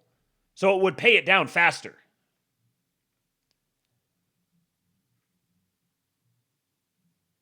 It's just such a, like, anybody who is financially savvy that has resources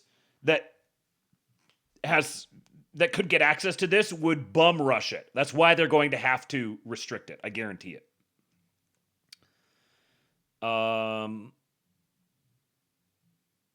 Okay. That was Tom's tweets. Good thoughts here from Lomez. He says, back of the napkin proposal for MAGA home buying policy. Foreign nationals purchase something like 2% of American homes every year, mostly in luxury areas, and much of it in cash. This should come with a steep tax. Such a tax is common elsewhere. Canada, for example, has a non-resident acquisition tax. Use that tax to offset interest payments for first-time native-born homebuyers. First-time native-born homebuyers. States can and should add additional property tax rebates for first-time homebuyers born in their state. Married couples buying their first home should also receive additional interest rate discounts. We should get used to making policies that explicitly favor native-born Americans. Homes are the perfect place to start. Yes. Yes, all of this. You should also get some sort of an interest rate discount for giving birth to a child. Giving birth to a child should drop your interest rate. But, like, all of these things are possible. A 50-year mortgage doesn't prevent any of this. Put this together with a 50-year mortgage. Are there going to be people who will get a 50-year mortgage and wind up in a really bad financial spot?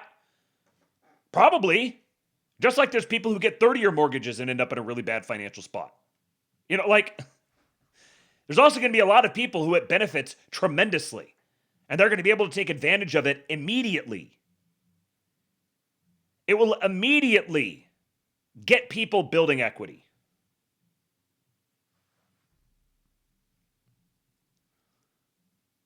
And then, here is a banger idea from a long-time, very good friend of the show. Well, first of all, Adam Livingston is not I'd like to think he's a friend of the show. He doesn't know who I am. But this is with a Bitcoin guy. I've played some of his videos here in the past. He said the 50-year mortgage is actually brilliant if your IQ is over 120. Everyone else is screaming about debt slavery while the rest of us are running the numbers like, wow, I get to pay less per month and the dollar collapses faster than I can? Congrats, you just turned your house into a leveraged short on the United States government. Millennials finally get a win, and it's betting against America's ability to do math. Because you're also, by paying less now, you're paying, how do I say this? By spending fewer dollars now, you're spending fewer of the more valuable dollars. So as time goes on, if the dollar continues to devalue, you could expect, I think that's going to change a little bit, but I think you could still expect the dollar to continue to devalue going forward. So you're going to spend more dollars down the line when they're worth less. You're spending fewer dollars today when they're worth more. And here's the idea that good friend of the show, Darren, came up with. He said a 50-year mortgage is a 13-year mortgage when you daily cost average the savings in Bitcoin. Example, $275,000 home, 6% fixed rate, 50-year versus 30-year term equals $200 lower mortgage per month. Assumes 30% BTC yearly growth, which is pretty conservative, very conservative relative to Bitcoin's history thus far. So if you took that $200 extra that you saved on the 50-year mortgage versus the 30-year mortgage, if you took that $200 a month extra and you just dollar cost averaged it into Bitcoin every single day, then the growth of Bitcoin would lead you to the, assuming a conservative growth trajectory, you would be able to pay off the mortgage in 13 years. You could do the same math for a 30-year versus a 15-year. But what this illustrates is, if there's something better for you to put that money into, your goal is just to get into owning a house for the minimal amount possible, so that you can free up that capital to put toward better use. Whether that's putting it into Bitcoin, whether it's starting a business, whether it's supporting a family member, or whatever other thing you could use that money for. This is a really good illustration of that. That extra $200 that you save on the 50-year mortgage versus the 30-year mortgage, if invested in a productive investment, will put you far ahead compared to that extra equity that you paid down with the shorter note. He says, now for actual BTC mortgages that mandate the savings. We're close. BTC flex length mortgages that build BTC collateral alongside the house and zero out when reached. He tells Jack Mallers, here's your big PR product. I accept BTC for the sales pitch. There's going to be some very, very clever, creative Bitcoin mortgages, Bitcoin-backed loans, bit bonds. Once Bitcoin starts getting integrated into the financial system in these sorts of ways, as it gets normalized and as it starts getting integrated in, it's going to be incomprehensibly transformative. All right, and here, the very last thing, I want to read you guys this tremendous thread put together by a very good friend of the show, Steve Banyan, on Twitter. Chimping as symbolically feminine, and how not to use it. This was the thread that made me think of total nagger death. A lot has been made of chimping on the ascendant right. It's funny, as chimping is symbolically feminine behavior, and many would not want to be associated with feminine behavior. But in a system in which someone above is giving and someone below is receiving, that's precisely what it is. It's that way from God to man, from husband to wife, from general to soldiers, and from president to electorate. Fractals. Obviously, this can't be avoided. There will always be this dynamic, so masculine-feminine roles are not inherently disordered if a man holds one. That's right. You can occupy a feminine role with respect to someone else as a man, and it's not inherently disordered. It's when you're on the receiving side, you're on the lower side, you're lower in a hierarchy. Whoever's above you in the hierarchy, they are masculine with respect to you. The disorder is instead the inappropriate use of those roles. We could go into the problems of the US government system, in which, in theory, the people are the leaders, bosses, is very disordered, but the focus here is on how chimping plays into it. This whole notion of the people being the bosses of the leaders is, like he's hinting here, it is very disordered. That's a problem. The people are not and cannot be the bosses of the leaders, which is why democracy is fake and gay. But anyways, the husband-wife dynamic is the best to show the point. In a marriage, the wife helps direct the husband's attention at what is important. Honey, we can't afford X. I want to connect. Honey, that hurt. Are all drawing attention to a need of the wife. In a properly ordered relationship, she indicates the problem. The husband weighs that in the matrix of issues and tries to address it while also taking the full scope of issues into account. How this relates to chimping in the political realm is chimping is feminine behavior to draw the Trump admin's attention to something. The emblematic example is the Vivek H-1B saga, where we saw Vivek bounced. It was a win. We're being heard. The Anons moved the federal government's personnel. A huge win, but just like a wife is tempted after changing her husband's mind to reuse the same strategy, the right was tempted and we bit. Always chimp became a common refrain to move the admin's decisions, and it worked for some time. Some voices on the ascendant right, yours truly being one, called for tactical chimping. As a fractal purveyor, he could see the pattern. And although we were getting movement, a husband will eventually become resentful of a wife who tries to always control his attention. That's a nagging wife. And Scripture speaks directly to this in the Psalms. Added to this was a lack of vocalizing Trump admin wins. To date, 2 million people are no longer in the US. It's actually even more than that, I think. In the course of 10 months, with a hostile judiciary, NGOs, and leftists seeking to stop people from leaving. That's only one success. There are many more.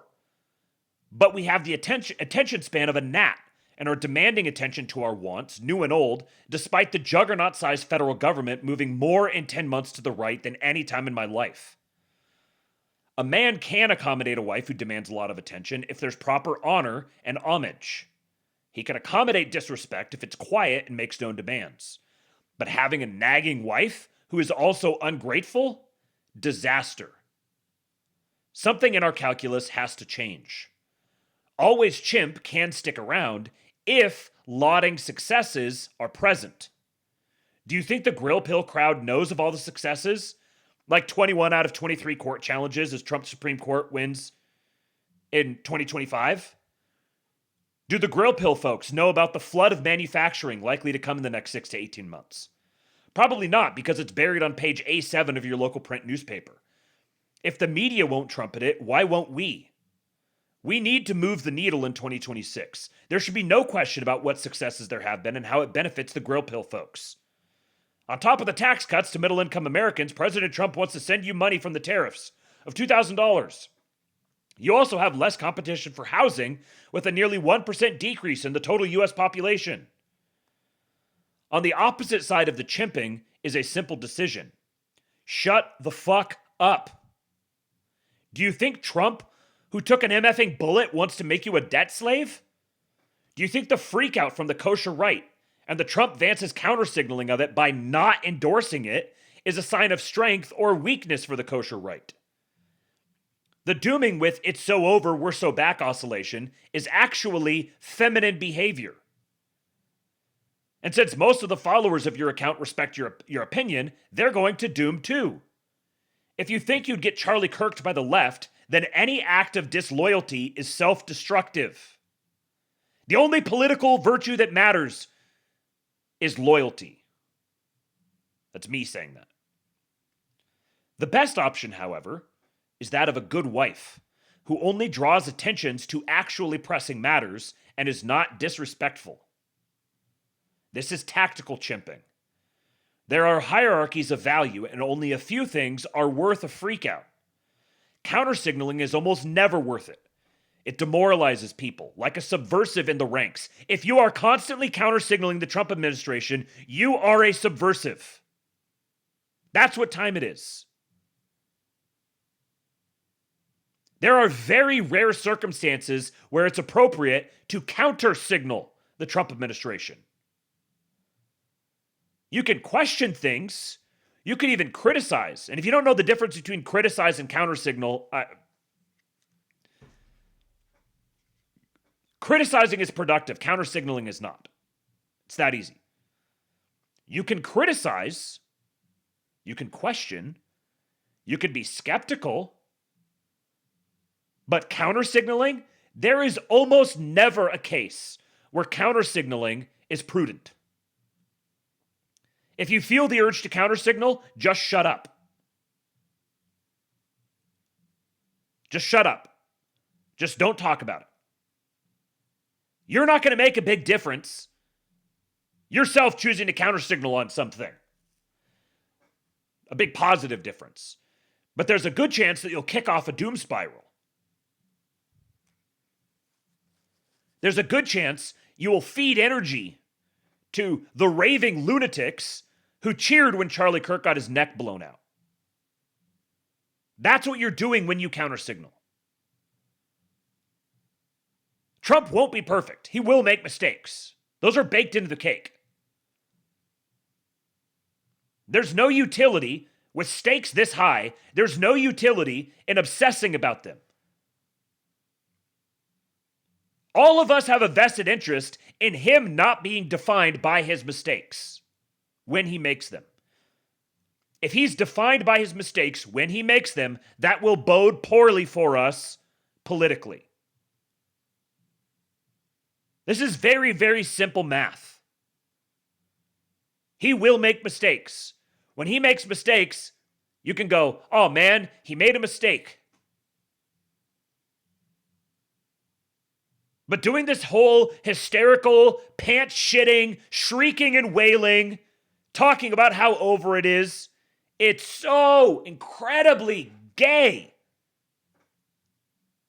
But beyond that, it's actually really destructive.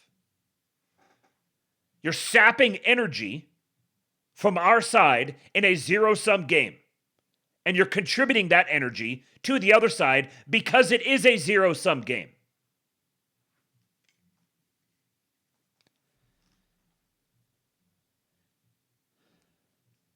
If we can do this, we'll crush it in 26, 28, and the left will only be able to try and ramp violence up. Keeping some pressure on representatives and the admin is of value. But if done too much and not prioritizing what's most valuable, the husband will go looking for someone to relieve the pressure he's constantly under. P.S. Giving as masculine and receiving as feminine is somewhat reductive, but still true in this context. Right. You're speaking symbolically. It's not going to be absolutely perfect. It is reductive a little bit, but it serves the point. If you feel the strong urge to countersignal, to chimp out, you can do that. I give you permission. I give you permission to chimp out and countersignal. But only if you hail the wins of the administration to the tune of 20-1. You need to take 20 days hailing all of the wins, one win a day. At the end of that 20 days, then you can chimp out and countersignal about something. One thing. Then 20 more. Believe me, there's more than enough wins. You could do this for probably an entire year. 20 days worth of wins, one chimp out and countersignal. 20 days worth of wins, one chimp out and countersignal. 20 days worth of wins, one chimp out and countersignal. You could do that. Now, where the chimping should be directed, that chimping impulse should be directed at Republicans in Congress. It should be directed at raising awareness of a particular thing that's happening that the administration may not be directly on top of. And not in a, oh, these fucking guys, look what they're doing to us way, but in, hey, FYI, look at this thing that's happening over here. We know that you want the best for us. We know you're working hard for us. So we want to make sure you're aware of this. How can we help? What can we do to solve this problem?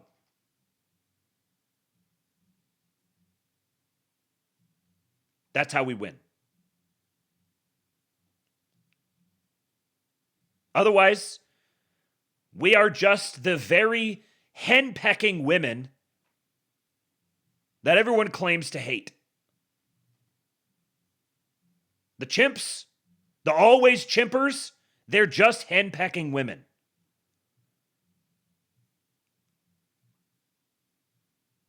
You cannot be that way. I mean, given the fact that it's fucking Donald Trump, we'd probably win anyways, just because of the sheer magnitude of his greatness. He can overcome anything. But I don't feel like playing that game. I don't feel like taking that risk. Alrighty, guys. Well, that is all that I have. 3.5 hours.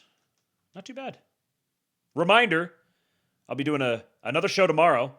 And tomorrow, hopefully, unless something really crazy happens between now and then, hopefully, I will finally get to the promised article about Timothy Mellon, the Mellon family from Vanity Fair. I know I keep saying it, and then other stuff comes up and I have to talk about it. But I think tomorrow I will actually get to that. And let me see if there's some other things here that I...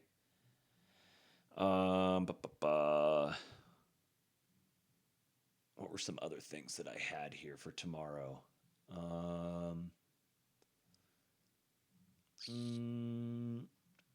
Nothing that I've completely settled on just yet. I don't want to tease some of these things in case I end up not doing it, so I just won't say that.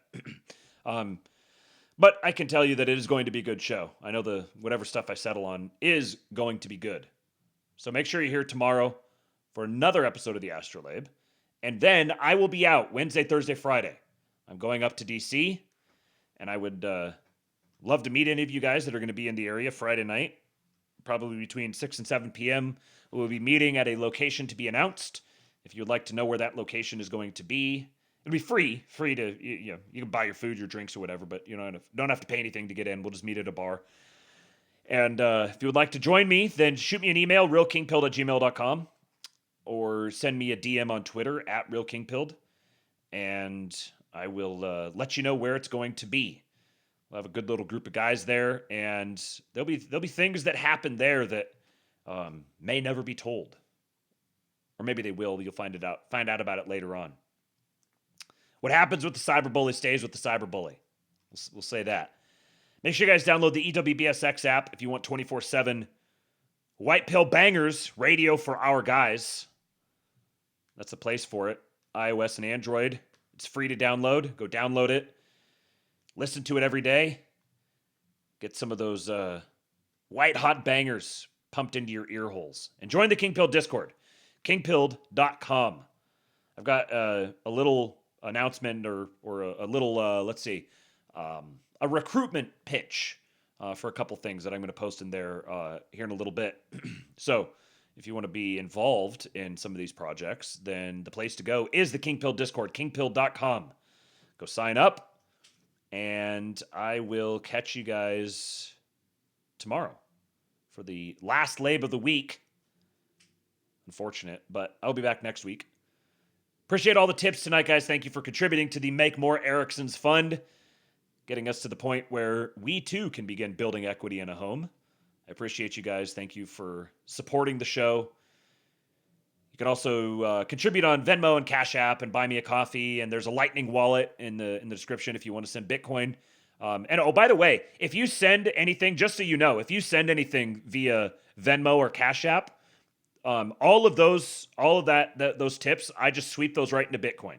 So if you want to contribute to my small but slowly growing Bitcoin stack, then you can send something directly to King Pilled on Venmo or Cash App. Cash App Patel. All right, guys. Hope you guys have a good night. I love you all. And I will see you tomorrow for another episode of the Astrolabe. Until then, I leave you with Hulk. When they took a shot at my hero, and they tried to kill the next president of the United States, enough was enough, and I said,